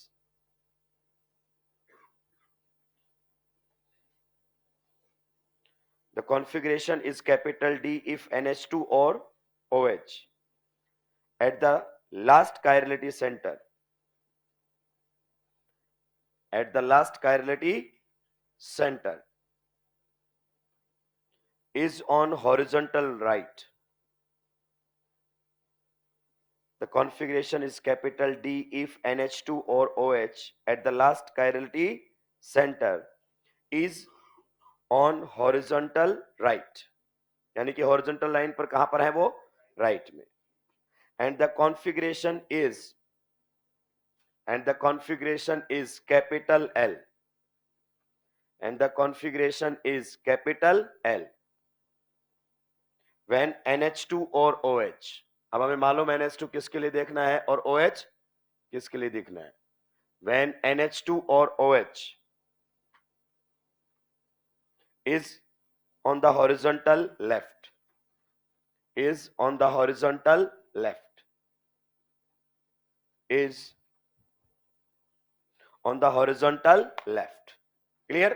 कहता है last chirality center पर आपके carbohydrates के लिए अगर OH किस साइड में है, हॉरिजॉन्टल पर, राइट साइड में है तो कैपिटल D असाइन करो, लेफ्ट साइड में है तो कैपिटल L असाइन करो. अमीनो एसिड्स के लिए कौन देखना है, NH2. अगर NH2 राइट साइड में लास्ट कायरलिटी सेंटर पर तो कैपिटल D असाइन करो, लेफ्ट साइड में है तो कैपिटल L असाइन करो. आइए समझते हैं कहां से डीएल कॉन्फ़िगरेशन की बातें होती हैं. मान लीजिए अगर अपन बात करना चाहें, ये हमारे सामने एक मॉलिक्यूल दिया हुआ है, यहां पर है CHO, यहां पर है CH2OH, इसका ये रहा OH और ये रहा H. आगे बात समझ में, ध्यान से सुनिएगा. ये हमारे सामने मॉलिक्यूल है, ये ग्लिसरल्डिहाइड है. क्या है, glyceraldehyde. This molecule was selected as a reference molecule for capital D capital L configuration. तो जब भी capital D capital L configuration बनाओगे ना, आपका मॉलिक्यूल इस जैसा दिखना चाहिए, और ये जिस फिशर प्रोजेक्शन में वैसा ही आपको अपना बनाना पड़ेगा. जैसे इसमें अगर मैं आईयूपैक नंबरिंग करना चाहूं तो this is carbon number 1, this is carbon number 2, this is carbon number 3. आप बताइए कार्बन नंबर 1 आपकी वर्टिकल लाइन टॉप पर है, क्या है, बताइए. सारे आपके कार्बन वर्टिकल लाइन पर है, यस. आपके पीसीसी वर्टिकल लाइन के ऊपर आई हुई है. तो जब भी डीएल बनाओगे तो इससे रिलेट करना पड़ेगा और इस जैसा ही दिखना चाहिए. अगर इस जैसा नहीं दिख रहा है तो आप डीएल की बातें नहीं कर सकते. DL is the relative and RS is the absolute. आइए मैं आपको समझाता हूं कैसे आप ध्यान रखेंगे. मान लीजिए दो कार हैं, एक कार ए है, एक कार बी है. ठीक है. अगर आपकी कार ए की स्पीड अगर अपन मान लेते हैं ये हमारे सामने रहेगी 200 मीटर पर मिनट. ठीक है. इधर आपकी कार बी है, उसकी स्पीड आपके सामने आ रही है 10 मीटर पर सेकेंड. दो कार आपके सामने, एक कार है ए, एक कार है बी. सबसे पहले ध्यान से सुनिए, अगर मैं आपसे पूछूं what is the speed of car A, तो नाउ यू आर इंडिपेंडेंट. आप चाहो तो कार ए की स्पीड मुझे मीटर पर मिनट में बता सकते हो, मीटर पर सेकेंड में बता सकते हो, किलोमीटर पर आवर, आप जिसमें बताना चाहो बता सकते हो. मैं पूछता हूं what is the speed of car B, now individual का बताना है, आप जिस भी पैरामीटर में बताना चाहो बता सकते हो, कोई दिक्कत. This is the absolute speed, this is the absolute speed. ऐसा ही आरएस है. आरएस को बताने के लिए फिशर का करेक्ट होना कोई जरूरी, जैसा दिया है वही सुलटा दो, खत्म करो कहानी. लेकिन अगर मैं दोस्त आपसे पूछूं what is the relative speed of A and B, now अब आपको सेम यूनिट बनानी. अब आप ऐसे थोड़ी कर सकते हो कि 200 में से 10 घटा के आपने बोल दिया, या तो इसको मीटर पर सेकंड में लाओ या फिर उसको मीटर पर मिनट में लाओ, यूनिट सेम करो, तभी आप रिलेटिव बता सकते हो. तो आप देखिए डीएल कॉन्फ़िगरेशन आपका कैसा है, रिलेटिव. तो पहला इस जैसा बनाओ फिर रिलेट करो. आगे बात समझ में. But RS is the absolute configuration, किसी से कोई रिलेशन ही नहीं है. तो आपको फिशर को जैसा भी हो वही सुलटा दो, करेक्ट नहीं करना है. आइए अब हम कैसी बातें कर रहे हैं डीएल कॉन्फ़िगरेशन की. आप बताइए इस मॉलिक्यूल में कितने कायरलिटी सेंटर है दोस्त, एक कायरलिटी सेंटर है, यही फर्स्ट है और यही लास्ट है. अब कहता है सीएचओ के रिस्पेक्ट में बात होती है, टेक्निकली किसके रिस्पेक्ट में बात होती है, सीएचओ के रिस्पेक्ट में. तो ये आपका लास्ट कायरलिटी सेंटर है. तो कहता है लास्ट कायरलिटी सेंटर पर बताओ आपकी हॉरिजॉन्टल लाइन पर ओएच किस साइड है, राइट साइड. तो कहता है इसके नाम के आगे कैपिटल डी ऐड कर दो. क्या ऐड कर दो, कैपिटल डी. तो ये मॉलिक्यूल जो आपके सामने होता है ये होता है डी, उसके बाद प्लस अगर अपन बात करना चाहें ग्लिसरल्डिहाइड. भाई ध्यान से मेरी बात को सुनते हुए जाना. ऐसे लिख सकता है और कैसे लिख सकता है, कैपिटल डी स्मॉल डी, और ये हमारे सामने रहेगा ग्लिसरल्डिहाइड। मेरी बातों को आप समझते हुए चलेंगे, ये इस प्रकार से लिखा जा सकता है। ये आप समझिए, आपका जो कैपिटल डी है ना, इसमें ये क्या बता रहा है? Position of OH at the last chirality centre, कि आपके लास्ट कायरलिटी सेंटर पर OH ग्रुप हॉरिजॉन्टल लाइन के किधर है? Right side. बस इसके अलावा कुछ नहीं बता रहा। और ये प्लस का साइन क्या बता रहा है? ये प्लस का साइन बता रहा है कि आपका ग्लिसरल्डिहाइड जो ये है, ये डेक्स्ट्रोरोटेटरी है, यानी कि ऑप्टिकली एक्टिव है। आप भी मानते हो? कैसा है? Optically active. पक्का? बताइए मॉलिक्यूल में कितना कायरलिटी सेंटर है? पक्का? Single chirality centre containing molecules are chiral भी है, मतलब एक्टिव है। तो किधर घुमा रहा है? कहता राइट में घुमाएगा। तो इन दोनों में आपस में कोई रिलेशन, ये तो आप देखकर ही बता सकते हो, पर ये तो एक्सपेरिमेंट से आएगा, पोलरिमीटर ट्यूब एक्सपेरिमेंट से। एग्जैक्टली बताओ, यहां पर कैपिटल डी क्या बता रहा है? कि आपका OH at the last chirality centre किधर है? Right side. बस उसके अलावा कुछ भी नहीं। बट स्मॉल डी क्या बता रहा है? कि आपका मॉलिक्यूल डेक्स्ट्रोरोटेटरी है। Is there any relation between capital D and small d? No, दो अलग अलग नोटिफिकेशन है ये। आगे बात समझ में? आप बताइए कैसा मॉलिक्यूल है? कायरल। अगर मैं कायरल मॉलिक्यूल के सामने क्या रख देता हूं? मिरर। आप बताइए मुझे, अगर मैं कायरल मॉलिक्यूल के सामने क्या रख देता हूं? मिरर। तो बताइए उसकी क्या बनेगी? Mirror image. कैसी मिरर इमेज बनेगी? सुपर इंपोजेबल या नॉन सुपर इंपोजेबल? और कायरल मॉलिक्यूल की नॉन सुपर इंपोजेबल मिरर इमेज उसका इनेंसियोमर ही तो होता है दोस्त। पक्का? तो आप कह सकते हो कि सर ये कायरल मॉलिक्यूल था, या आपने उसकी मिरर इमेज बना दी। तो बताइए दोनों के बीच में रिलेशनशिप क्या रहेगा? एनेंसियोमर्स का। दोनों के बीच में रिलेशनशिप क्या रहेगा? एनेंसियोमर्स का। आइए, इसमें ये रहा आपका कार्बन नंबर 1, ये रहा कार्बन नंबर 2, ये रहा carbon number 3। Carbon number 2 is the chirality centre, यही फर्स्ट और यही लास्ट है। बताइए लास्ट कायरलिटी सेंटर पर OH हॉरिजॉन्टल लाइन के राइट में है कि लेफ्ट में है? ये आपकी वर्टिकल लाइन के बताओ कहां पर है? ये लेफ्ट में। तो कैपिटल डी या कैपिटल एल? तो यहां पर इसका लिखा जाएगा नाम कैपिटल एल, ये माइनस हो जाएगा और आपका रहेगा ये ग्लिसरल्डिहाइड। क्या रहेगा? ग्लिसरल्डिहाइड। कुछ इस तरीके से आपके सामने आएगा। पता है एनेंशियोमर्स की एक खास बात होती है, वो दोनों में एक ही फर्क मिलेगा। अगर ये डेक्स्ट्रो है तो इसका एनेंशियोमर लीवो मिलता है। अभी अपन इस पर भी डिस्कशन करेंगे। तो आप बताइए इसमें और इसके साइन में कोई रिलेशन है? कोई भी रिलेशन नहीं है। अगर आप ऐसा रिलेशन मानते हैं तो आपके दिमाग में एग्जिस्ट करता है। ये बता रहा है लास्ट कायरलिटी सेंटर पर हॉरिजॉन्टल लाइन पर OH लेफ्ट साइड है। ये बता रहा है इस मॉलिक्यूल का नेचर की लीवो रोटेटरी है, इनमें आपस में कोई रिलेशन नहीं है। इसका मतलब आपका डी का मिरर इमेज क्या बनता है? बताइए डी का मिरर इमेज क्या बनेगा? एल। क्या ये पॉइंट आपको क्लियर हुआ? यानी कि अगर आपको डी शुगर दी जाए और उसका एनेंशियोमर पूछा जाए तो कौन सा होगा? L sugar. या फिर आप ये कह सकते हो कि एल का मिरर इमेज क्या बनता है? डी। अरे मिरर इमेज का मतलब ये नहीं कि आप मिरर की प्रॉपर्टी लगाओगे, मतलब अगर डी शुगर है और उसकी मिरर इमेज लोगे तो कौन सी शुगर बन जाएगी? एल। ये कहना चाहता हूं मैं। एल शुगर है तो उसकी मिरर इमेज कौन सा बन जाएगा? डी। तो ये बहुत अच्छा एग्जाम्स में पूछा गया है। डी कॉन्फ़िगरेशन की शुगर दे देता है और हमसे पूछता है एल कॉन्फ़िगरेशन की शुगर क्या होगी। मान लीजिए डी ग्लिसरल्डिहाइड दे दे और हमसे क्या पूछे? एल ग्लिसरल्डिहाइड, तो क्या हम नहीं बता सकते डी की मिरर इमेज क्या होगा? एल। तो एग्जैक्टली इसकी मिरर इमेज देख लो, तो वो उसका क्या मिल जाएगा? एल कॉन्फ़िगरेशन वाला। आइए हम आगे बढ़ते हैं, मेरी बात को थोड़ा सा आप और ध्यान से सुनेंगे। मान लीजिए अगर अपन बात करना चाहें, हमारे सामने कुछ इस प्रकार से दिया हुआ है CH2OH। क्लियर? इस प्रकार से अगर अपन बात करें, यहां पर है कार्बन ऑक्सीजन में डबल बॉन्ड, इधर अगर अपन बात करें तो दिया हुआ है CH2OH। अभी ध्यान से सुनते रहेंगे। इधर अगर अपन बात करें तो दिया हुआ है OH, इधर दिया हुआ है H। क्लियर? इसमें बात करना चाहें तो इधर दिया हुआ है OH, इधर दिया हुआ है H। इसमें अगर अपन बात करें, इधर दिया हुआ है OH, इधर दिया हुआ है H। क्लियर? आप मुझे सबसे पहले बताएंगे, इसके अंदर सबसे पहले बताएंगे मुझे इसके अंदर कि आपका ये फिशर करेक्ट है या नहीं। ये जो फिशर प्रोजेक्शन फॉर्मूला मैंने लिखा है ये करेक्ट है या नहीं? कैसे पहचानूंगा सर करेक्ट फिशर प्रोजेक्शन? सबसे पहले आप आईयूपैक नंबरिंग कीजिए। अगर आई पैक नंबरिंग करेंगे तो नंबरिंग टर्मिनल टू पक्का। तो आप बताइए ये आपका कौन है, मेन फंक्शनल ग्रुप कीटोन, तो नंबरिंग इसी टर्मिनल से करूंगा ताकि इसको मिनिमम नंबर मिले 1। ये कार्बन कौन सा रहेगा 2, ये कार्बन 3, ये कार्बन 4, ये कार्बन 5 और ये कार्बन 6। पक्का। क्या आपका कार्बन नंबर 1 वर्टिकल लाइन के टॉप पर है?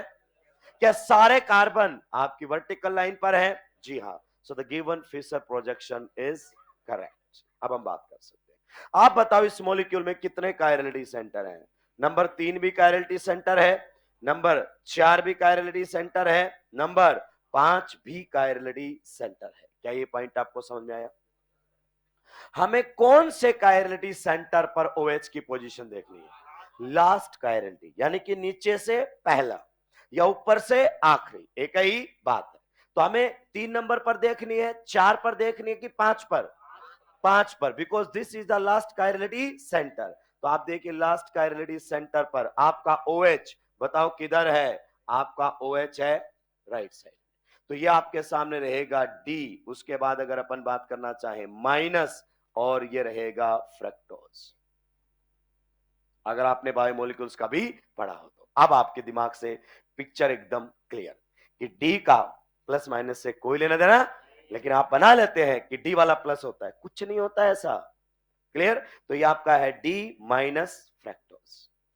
ठीक है। अगर मैं इसकी मिरर इमेज लूं तो बताइए इसका मिरर इमेज, डी शुगर की मिरर इमेज क्या होता है? L sugar. क्लियर? हर कायरलिटी सेंटर पर कॉन्फ़िगरेशन बदलेगा क्योंकि डी और एल आपस में क्या होते हैं? इनेंशियोमर्स। तो यहां पर आपके सामने रहेगा कार्बन ऑक्सीजन में डबल बॉन्ड इस प्रकार से, यहां पर रहेगा CH2OH। आप बताइए इधर कौन आ जाएगा? H। इधर कौन आ जाएगा? OH। इधर कौन आ जाएगा? H। इधर कौन आएगा? OH। फिर से इधर कौन आएगा? H। और इधर कौन आ जाएगा? OH। बताइए ये कार्बन नंबर कौन है आपका? 1, ये कार्बन नंबर 2, ये 3, ये 4, ये 5 और ये 6। 3 number chirality center, 4 number chirality center. बताइए OH लास्ट कायरलिटी सेंटर पर किधर है? Left side. तो configuration will be capital D और capital L. The configuration will be capital L. आप अगर देखो ये लीवो है तो इसका एनेंशियोमर क्या मिलेगा? डेक्स्ट्रो। तो सिंपल साइन बदल देना, तो यहां पर आपके सामने आ जाएगा पॉजिटिव और ये हमारे सामने रहेगा फ्रक्टोज। क्लियर? तो आप बताइए डी और एल आपस में एक दूसरे के क्या हैं? इनेंशियोमर्स। ये आपके एक दूसरे के एनेंशियोमर्स हैं। डीएल नहीं, केवल डिफरेंस डीएल में होना चाहिए, बाकी का नाम क्या मिलना चाहिए? सेम। डी फ्रक्टोज और एल फ्रक्टोज एनेंशियोमर्स हैं। डी फ्रक्टोज और एल ग्लूकोज एनेंशियोमर नहीं होंगे। नाम में फर्क केवल किसका होना चाहिए? डीएल का।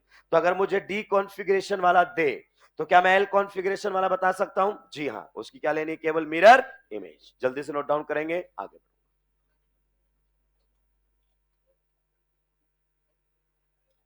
जी हां, आप इसको उसमें कन्वर्ट कर सकते हो। जितनी भी शुगर आपकी बनती है ना वो सब इसी पर बनती है, इस कायरलिटी सेंटर को रिटेन करके। आप एल्डिहाइड से कीटोन में जा सकते हो। There are number of transformations.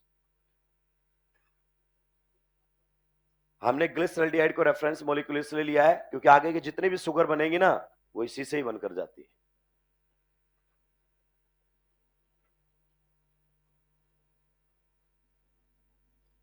तो अगर किसी मॉलिक्यूल में एक से ज्यादा कायरलिटी सेंटर है तो कौन से कायरलिटी सेंटर पर आपको देखना है? लास्ट। लेकिन फिशर प्रोजेक्शन करेक्ट होना चाहिए, हवा में बातें नहीं करेंगे। क्या आरएस कॉन्फ़िगरेशन के लिए फिशर को करेक्ट करना जरूरी है? नो। आरएस एब्सोल्यूट है, डीएल रिलेटिव है। कि आप डीएल की बातें तभी करो जब आपने इस जैसा बना लिया हो। क्या इस जैसा बन गया? हाँ, क्या बात कर सकते।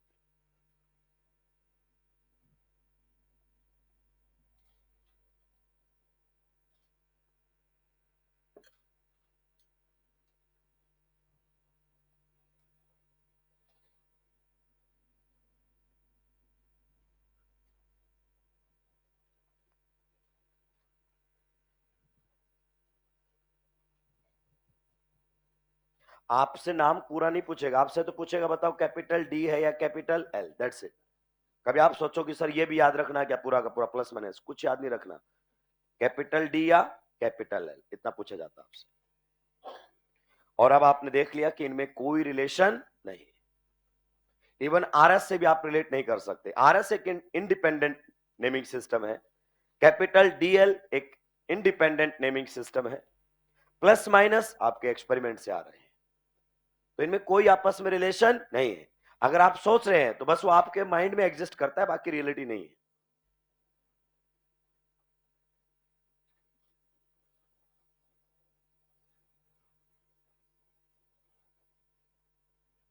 सुलटा दिया है क्या?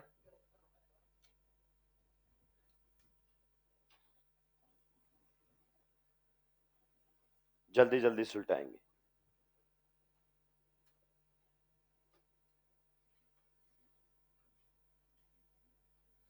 तो ये एक प्रकार से आपके बायोमोलिक्यूल का पार्ट चल रहा है, ठीक है, तो आपको घबराने की जरूरत नहीं है। ये सारे आपके वहां पर होते हैं, लेकिन कोटा का सिस्टम ऐसा बना हुआ है कि जो जहां पर है वहीं सुलटा दो। स्टीरियो जहां जहां पूरी ऑर्गेनिक में उसको एक साथ ले आओ। तो ये बायोमोलिक्यूल का हिस्सा हम डिस्कस कर रहे हैं, डीएल शुगर आप वहीं पर पढ़ते हैं। सुलटा दिया है?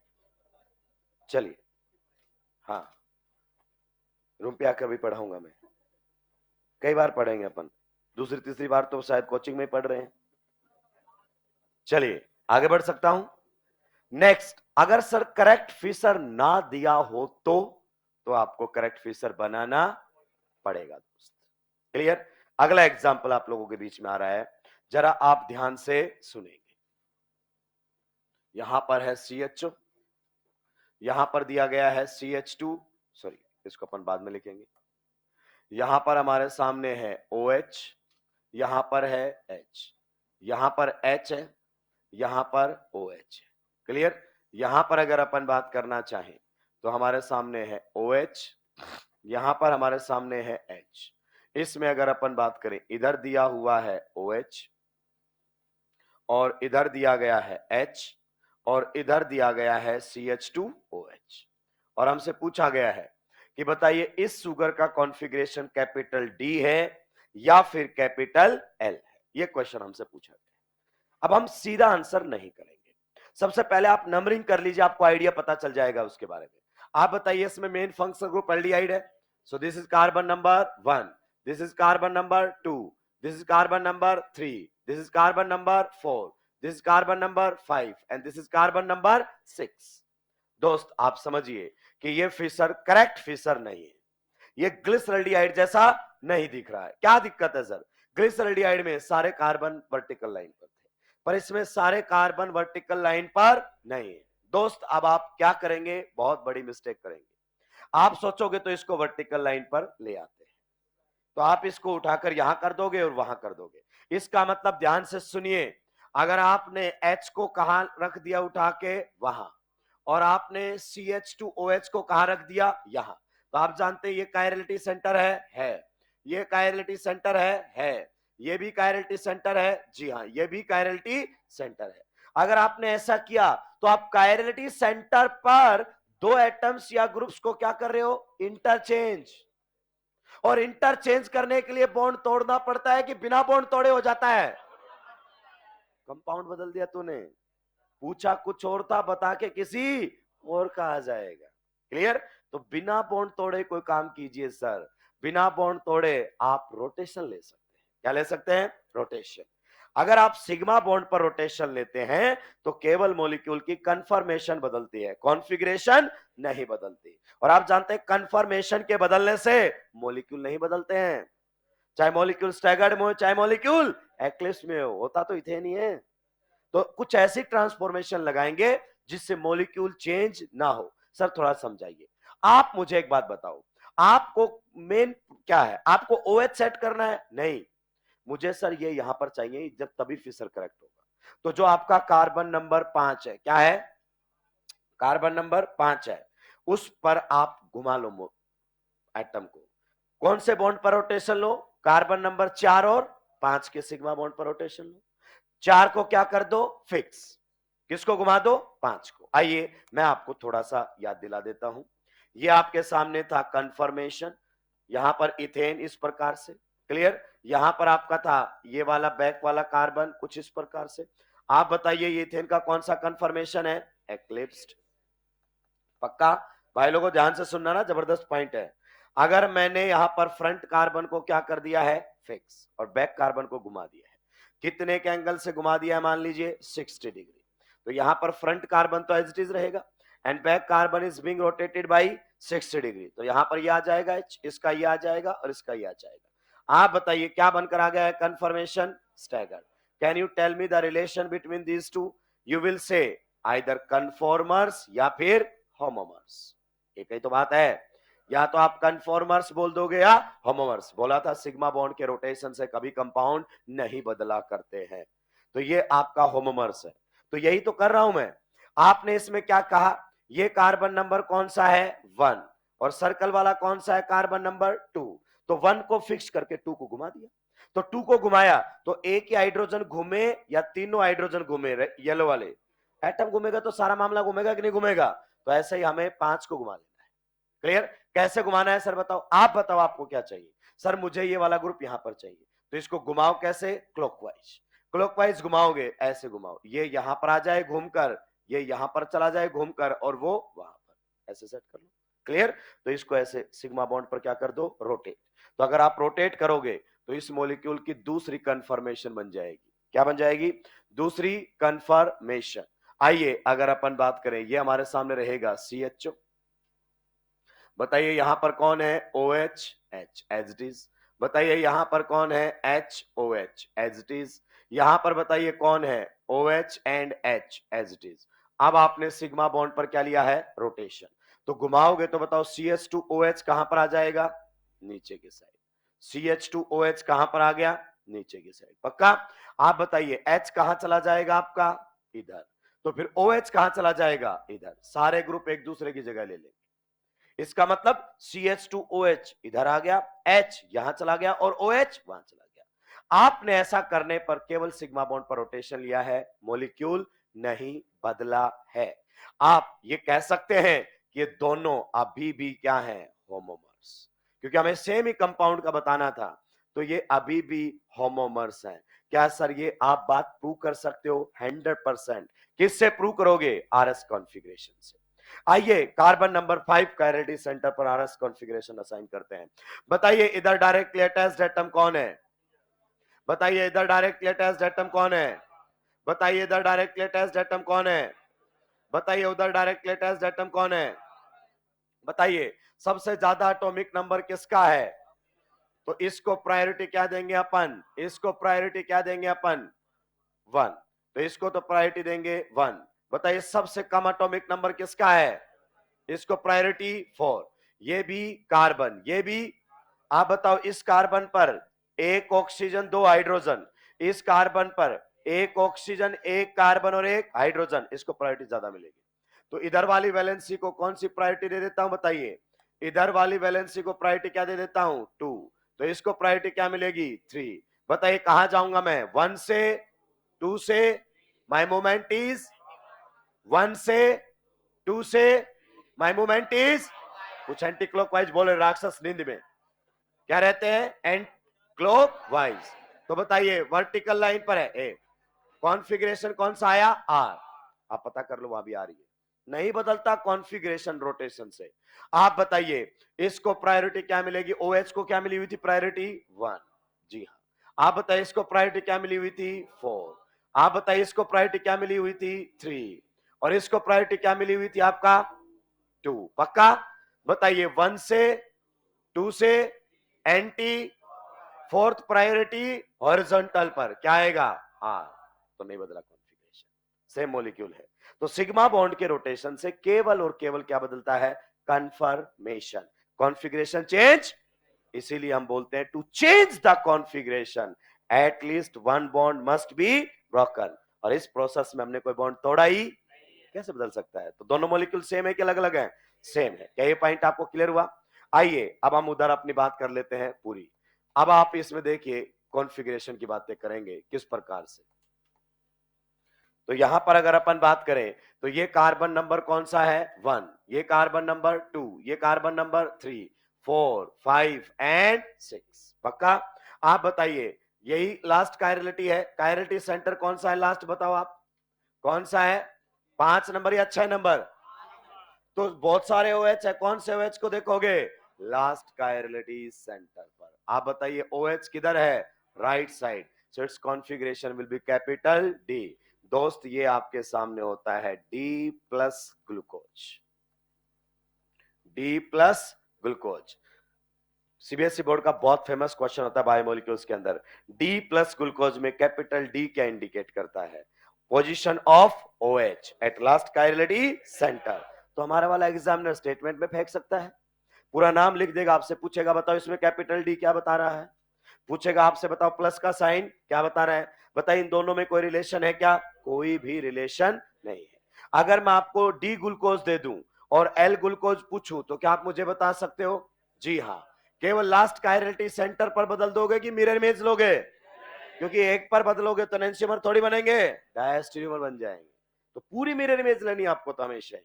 तो ये आपके सामने था कौन? डी ग्लूकोज, और इसके मिरर इमेज बनकर आ जाएगा कौन? L glucose. जल्दी से जल्दी नोट डाउन करेंगे।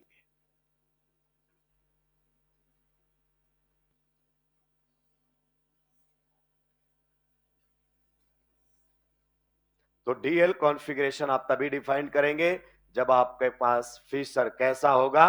करेक्ट। करेक्ट नहीं है तो करेक्ट कीजिए उसको ट्रांसफॉर्मेशन लगाकर। ट्रांसफॉर्मेशन ऐसे लगाइए ताकि आप रोटेशन ही ले, बॉन्ड ना तोड़े। बॉन्ड लेने पर हो सकता है आपका मॉलिक्यूल ही बदल जाए।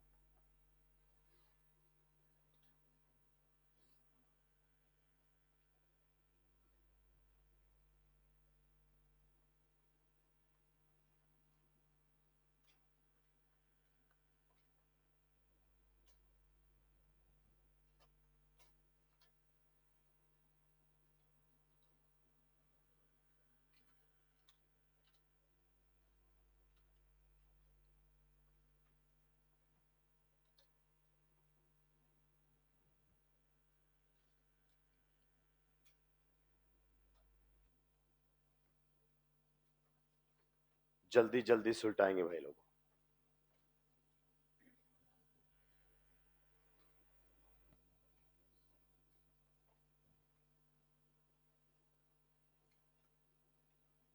एक क्वेश्चन आपके सामने फिर से दिया गया है।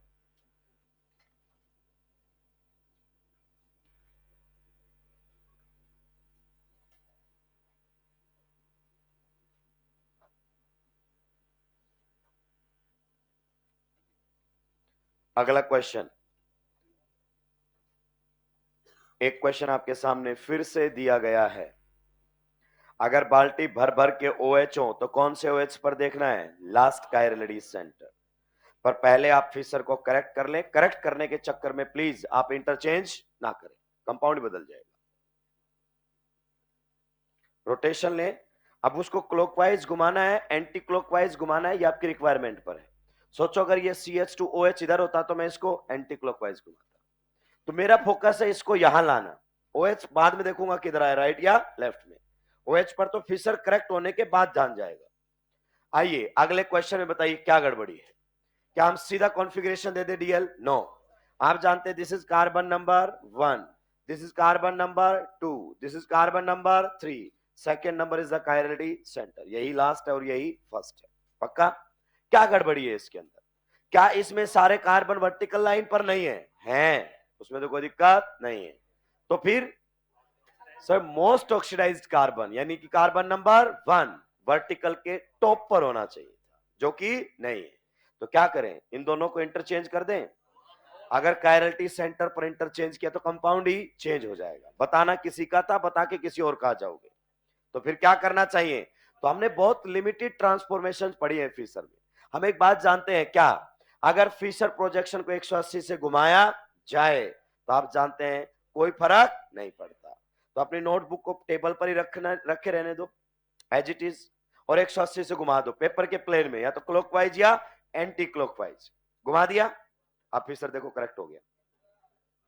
नोटबुक को वहीं रहने दो, 180 डिग्री से घुमा लो, या तो क्लॉकवाइज या एंटी क्लॉकवाइज। अब देखो जो पहले फिशर करेक्ट नहीं था, अब ये क्या हो गया है, करेक्ट। अब बताओ डी है या एल है, आ गया आंसर हमारे पास। क्लियर। तो अगर नोटबुक को नहीं घुमाना है तो फिर अपन वो बात कर लेते हैं। हमने यहां पर एक ट्रांसफॉर्मेशन लगाई है, कितने से घुमाया है, 180 डिग्री से, in the plane of paper, in the plane of paper, in the plane of paper, paper के प्लेन में ही 180 डिग्री से घुमा दिया है। तो 180 डिग्री से घुमाओगे पूरा मॉलिक्यूल घूमेगा। बताइए घुमाओगे तो घूमकर COOH कहां जाएगा, ऊपर, CH2OH कहां जाएगा, नीचे। ध्यान दीजिए 180 से घुमाने पर ये ऊपर चला गया, ये नीचे। इसी प्रकार से NH2 कहां पर आ जाएगा, लेफ्ट में, और H कहां पर आ जाएगा, राइट में। तो 180 डिग्री से घुमाने पर आपके सामने ये बनेगा। अब आप देखिए ये कार्बन नंबर 1, ये कार्बन नंबर 2, ये carbon number 3, and this is the chirality centre. पक्का, जी हाँ। अब आप बताइए इस बार NH2 को देखेंगे कि OH को देखेंगे, NH2 को, अमीनो एसिड है। क्लियर। तो बताइए किधर है, लेफ्ट साइड। तो आप बस इतना बता दे कि यहां पर कैपिटल L कॉन्फ़िगरेशन है, नाम बताने की जरूरत नहीं है। नाम तो मैं जानबूझकर, मुझे याद है तो मैं बता रहा था। आपसे तो पूछेगा कैपिटल D या कैपिटल L। तो कुछ बातें जो हमने यहां पर समझी हैं उनको नोट लगाकर लिखेंगे।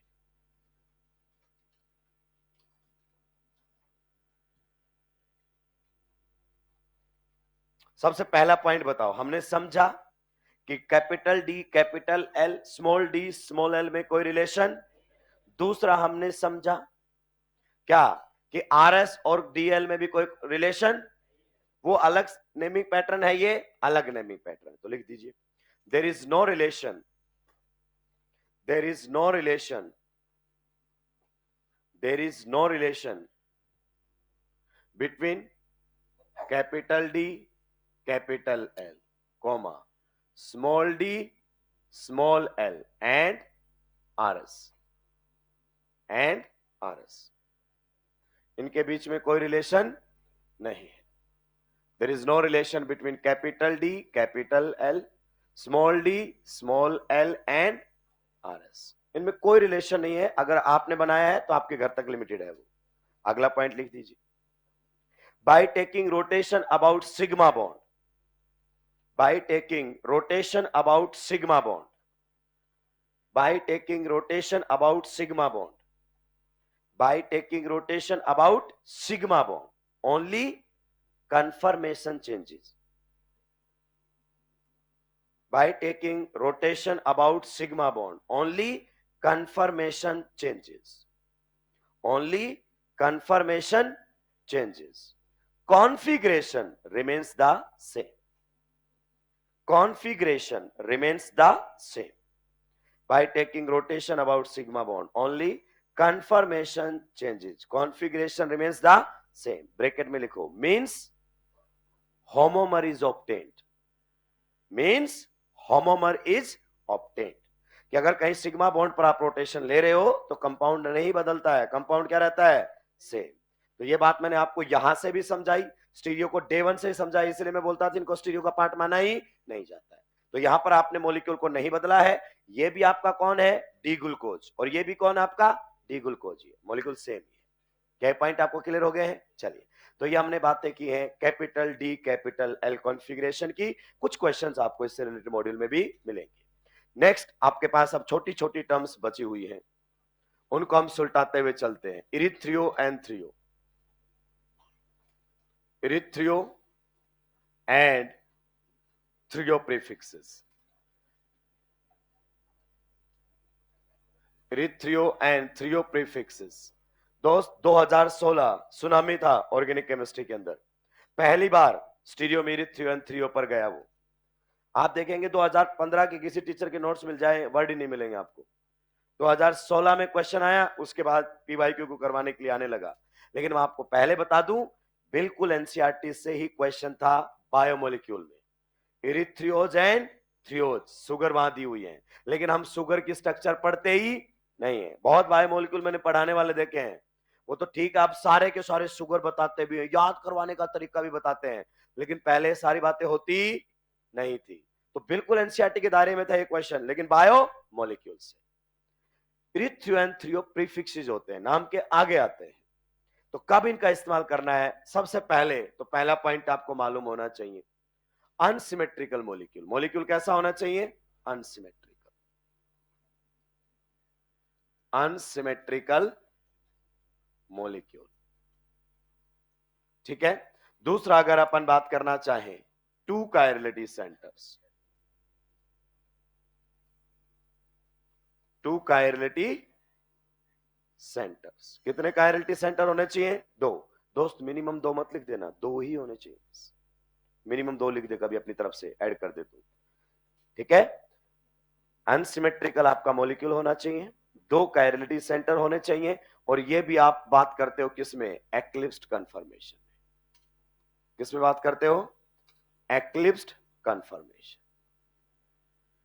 ये एक्लिप्स्ड कन्फर्मेशन में डिफाइंड है। तो 99% हम बातें करते हैं इसमें किसमें? फिशर प्रोजेक्शन, क्योंकि फिशर तो हमेशा ही एक्लिप्स बताता है। तो ये हमारे सामने रहेगा फिशर प्रोजेक्शन। तो हम प्रीफिक्स इथ्रियो एंड थ्रियो का इस्तेमाल करने लगते हैं। आइए किस प्रकार की बातें हम कर सकते हैं, ये लिखने के बाद आप थोड़ी देर के लिए पेन डाउन करेंगे और मेरी बातों को ध्यान से सुनेंगे।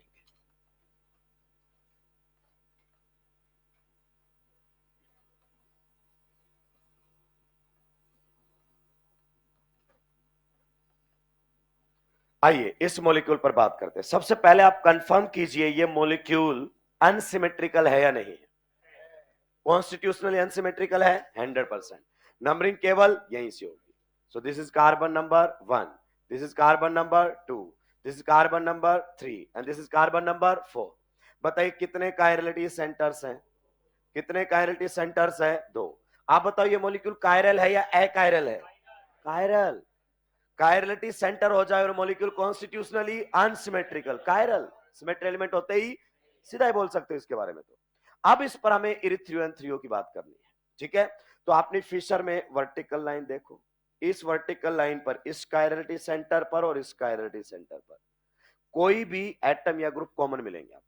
जैसे यहां पर OH OH क्या है? कॉमन। जैसे यहां पर H और H क्या है? कॉमन। तो जो कॉमन एटम या ग्रुप है, अगर वो वर्टिकल लाइन के किधर आ जाते हैं? Same side. सेम साइड आ जाते हैं तो प्रीफिक्स इरिथ्रियो इस्तेमाल में लिया जाता है। तो यहां पर अगर अपन बात करना चाहें तो यहां पर आप प्रीफिक्स क्या लिख सकते हो? इरिथ्रियो। तो ये आपके सामने इरिथ्रियो प्रीफिक्स लिखा जाएगा। हालांकि एक ये पर्टिकुलर शुगर है, बायोमोलिक्यूल्स में पढ़ेंगे हम, तो इसको आप क्या बोल सकते हो? इरिथ्रियोज। ओस का मतलब शुगर, तो ये आपके सामने इरिथ्रियोज है। आप बताइए ये कैपिटल डी कॉन्फ़िगरेशन में है या कैपिटल एल कॉन्फ़िगरेशन में है?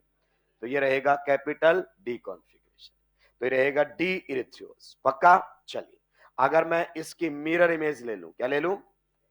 आप बताओ डी की मिरर इमेज क्या होता है? एल। तो यहां पर आपके सामने रहेगा CHO इस प्रकार से, यहां पर है CH2OH। आप बताइए इधर भी OH किधर आ जाएगा? लेफ्ट में, मिरर इमेज में। यहां पर भी आपका OH कहां जाएगा? लेफ्ट में। सबसे पहले बताओ इस मॉलिक्यूल के बारे में, कितने कायरलिटी सेंटर है इसमें? पक्का? जी हाँ। आपका मॉलिक्यूल कॉन्स्टिट्यूशनली सिमेट्रिकल है या अनसिमेट्रिकल? अनसिमेट्रिकल। तो दोनों कायरलिटी सेंटर पर कॉमन एटम ग्रुप देखो, दोनों कॉमन एटम और ग्रुप कहां है? वर्टिकल लाइन के सेम साइड। चाहे तो दोनों राइट में आ जाएं, चाहे दोनों लेफ्ट में, सेम होने चाहिए। तो हम कौन से प्रीफिक्स का इस्तेमाल करते हैं? इरिथ्रो। कौन से प्रीफिक्स का इस्तेमाल करेंगे? इरिथ्रो। लिखना तो इतना ही चाहिए मुझे, लेकिन ये पर्टिकुलर कंपाउंड शुगर है तो इसका नाम ही क्या होता है? इरिथ्रियोज। तो यहीं से आते हैं ये प्रीफिक्स इरिथ्रियो एंड थ्रियो। आप बताइए इसमें कॉन्फ़िगरेशन डी है या एल है? ये डी था तो इसके मिरर इमेज क्या रहेगा? एल। एंड इन दोनों के बीच में रिलेशनशिप बता सकते हो? एनेंशियोमर्स। आप जानते हैं एनेंशियोमर्स केवल किसके एग्जिस्ट करते हैं? कायरल मॉलिक्यूल्स के। तो ये आपके सामने इरिथ्रियो एंड थ्रियो की बातें हो गई है, मतलब इरिथ्रियो की।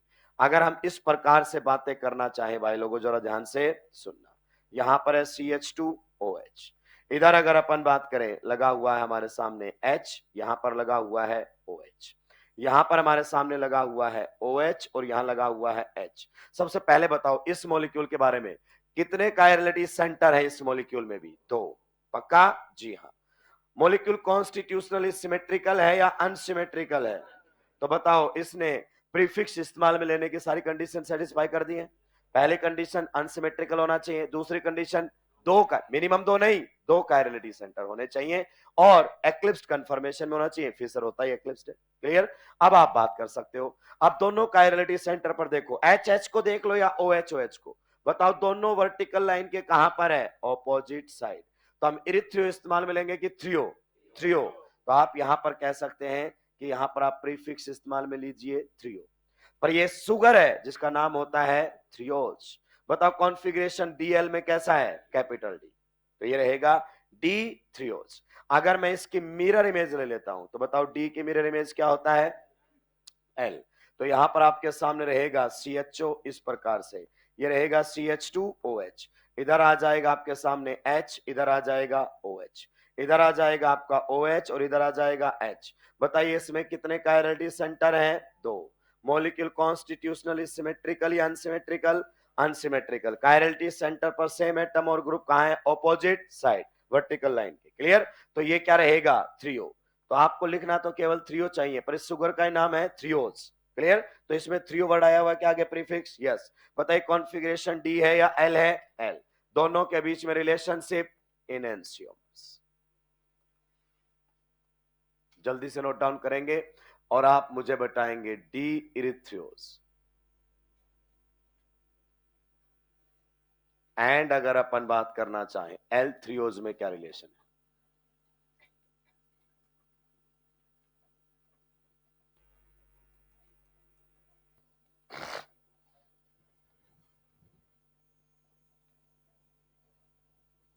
जल्दी जल्दी सुलटा देंगे भाई लोग।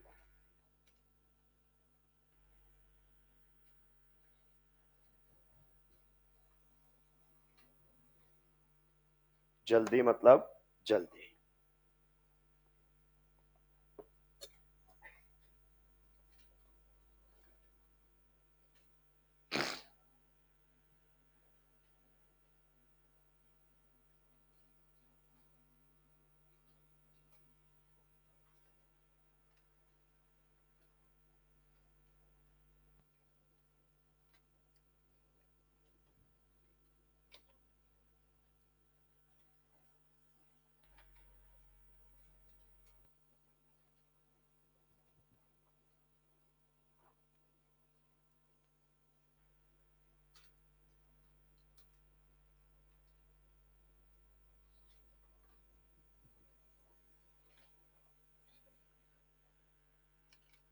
डी इरिथ्रियोज एंड एल थ्रियोज में क्या रिलेशनशिप है? पहले बता दो, क्या ये एनेंशियोमर्स हैं? नहीं। लेकिन सर आपने तो बोला डी की मिरर इमेज एल होता है, एनेंशियोमर होते हैं। नाम भी तो देखो पीछे का, डी इरिथ्रियोज का एनेंशियोमर एल इरिथ्रियोज होता है, डी थ्रियोज का मिरर इमेज एल थ्रियोज होता है। तो पीछे का नाम एग्जैक्टली क्या रहना चाहिए? पीछे का नाम एग्जैक्टली क्या रहना चाहिए? सेम। तब जाकर डीएल एक दूसरे के एनेंशियोमर बनते हैं। ऐसा नहीं किसी के सामने डी लगा दिया, किसी के सामने एल लगा दिया तो वो एनेंशियोमर्स हो जाएंगे। नो। तो ये तो आपका कौन है? डी इरिथ्रियोज, और वो आपका है एल थ्रियोज। आप देखो कार्बन नंबर 2 पर कॉन्फ़िगरेशन अलग आएगा, सॉरी कार्बन नंबर 3 पर। 2 पर तो HOH एग्जैक्टली क्या है? सेम। इधर देखो एग्जैक्टली क्या है? 3 पर देखो इसके HOH इंटरचेंज किए गए हैं, तो अगर यहां पर R होगा तो वहां पर क्या निकलेगा? S। तो एक कायरलिटी सेंटर पर कॉन्फ़िगरेशन एग्जैक्टली सेम और एक पर अलग, तो ना तो ऐसे होमोमर्स होते हैं ना एनेंशियोमर होते हैं, क्या होंगे? डायस्टेरियोमर। तो ये एक दूसरे के रहेंगे डायास्टेरियोमर्स। क्लियर? तो ये एक दूसरे के हैं डायास्टेरियोमर्स। तो हमने इन सब की बातें भी कर ली हैं। अब हम जो वर्ड्स बार बार इस्तेमाल में ले रहे हैं उसकी भी हम चर्चाएं कर लेते हैं। That is enantiomers and diastereomers. Normally हम उनको बहुत पहले इंट्रोड्यूस कर देते थे, लेकिन इस बार हम उनको बाद में इंट्रोड्यूस कर रहे हैं। निपटा दिया है? चलिए अब आप आइसोमेरिज्म के क्वेश्चन सॉल्व करना शुरू कर सकते हैं। स्ट्रक्चरल के भी करने हैं, आपको स्टीरियो के भी करने हैं। केवल कैलकुलेशन वाला पार्ट बचा है जिसमें आपको दिक्कत आ सकती है। तो कैलकुलेशन जहां टोटल स्टीरियो पूछे उसको भी होल्ड कर देना, बाकी के सारे क्वेश्चंस करने आप शुरू कर सकते हैं। नेक्स्ट हेडिंग लगाएंगे इनएंशियोमर्स।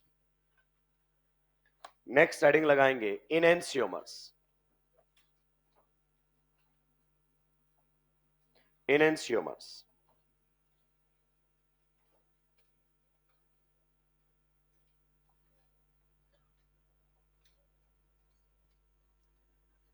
नेक्स्ट अगर अपन बात करना चाहें, बिल्कुल छोटी छोटी टर्म्स बची हैं, अगली क्लास में this topic will be done. अगला हमारे सामने है enantiomers.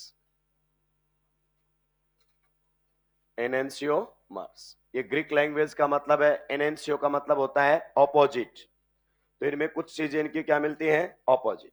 पहले डेफिनेशन लिख दीजिए एनेंसियोमर्स की। Enantiomers are two compounds, enantiomers are two compounds, enantiomers are two compounds that are non-superimposable mirror image. Enantiomers are two compounds that are non-superimposable mirror image. Enantiomers are two compounds that are non-superimposable mirror image. That are non-superimposable mirror image. यानी कि जो आपका compound और आपस में non superimposable mirror image होता है, उसका रिलेशन क्या है, एनेंसियोमर। अगला पॉइंट लिखिए, फिर बाद में सारी बातें समझाऊंगा। Enantiomers exist for chiral molecule only, achiral का एनेंसियोमर नहीं होता है। Enantiomer exist for chiral molecule only.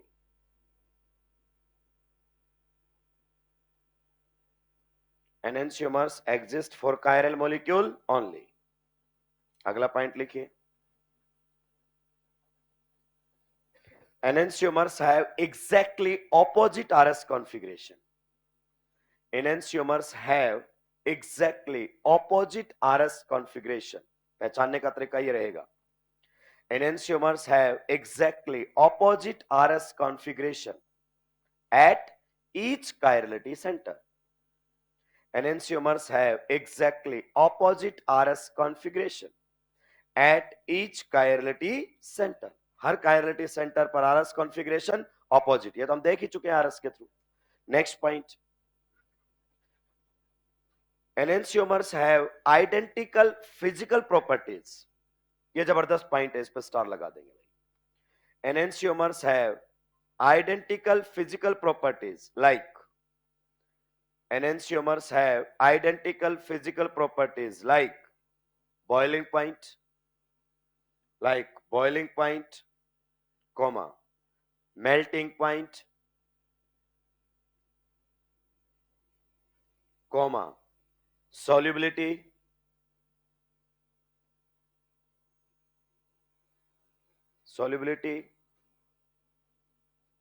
etc. Except एक फिजिकल प्रॉपर्टी इनकी अलग होती है, accept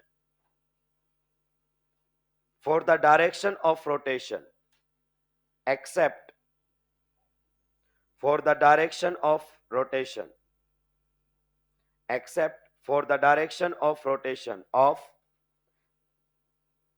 except for the direction of rotation of the plane of polarized light, except the direction of plane of polarized light।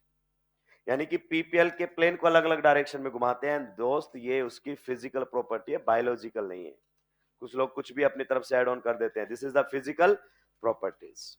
इसका मतलब क्या हुआ, अगर इनकी फिजिकल प्रॉपर्टी 6 में केवल एक को छोड़कर, तो आप कभी भी फिजिकल मेथड से इनको सेपरेट नहीं कर सकते। अगला पॉइंट लिखिए, enantiomers can't be separated by any physical method, enantiomers can't be separated by any physical method। क्या आप मुझे बताएंगे what do you mean by physical method? Methods which are based on physical properties, like दो compounds की solubility एक physical property है, दो compounds का डाइपोल मोमेंट एक फिजिकल प्रॉपर्टी है, दो कंपाउंड का बॉइलिंग पॉइंट एक फिजिकल प्रॉपर्टी है, कि इनके बेसिस पर आप इनको कभी सेपरेट नहीं कर पाओगे। Enantiomers can't be separated by any physical method like distillation, like distillation. आप पता नहीं डिस्टिलेशन कब काम करता है, जब there is difference in boiling point, पर इनका तो सेम होता है, लाइक डिस्टिलेशन। बिकॉज क्यों नहीं सेपरेट कर पाओगे? Because they have same physical properties, because they have same physical properties, क्योंकि उनकी फिजिकल प्रॉपर्टी एग्जैक्टली क्या होती है दोस्त, सेम। देखिए पहले हम एक पॉइंट में लिखवाता था, मैंने उसको हटा लिया है, कोई मतलब नहीं है कि एनेंशियोमर्स का रेट अकायरल मॉलिक्यूल के साथ तो सेम होता है, कायरल मॉलिक्यूल्स के साथ अलग। ये हल्की बात नहीं है, पॉइंट लिखवाना अलग बात है कि चलो लिख लिया, उसको स्टेटमेंट पूछ लिया, पर नीट यहां तक नहीं जा सकता। मास्टर ये बता सकता है अलग अलग रेट पर रिएक्शन करेंगे कायरल मॉलिक्यूल के साथ, क्यों पूछ ले तो साफ मिलेगा, तो नहीं पूछना, हायर लेवल की बातें हैं। इसका मतलब ये नहीं कि एनेंशियोमर यहीं खत्म हो जाते हैं, एनेंशियोमर यहां से शुरू होते हैं, पहली बार इंट्रोड्यूस हुआ है ये वर्ड, आगे स्टीरियो में बहुत खिंचने वाला है ये वर्ड। क्लियर?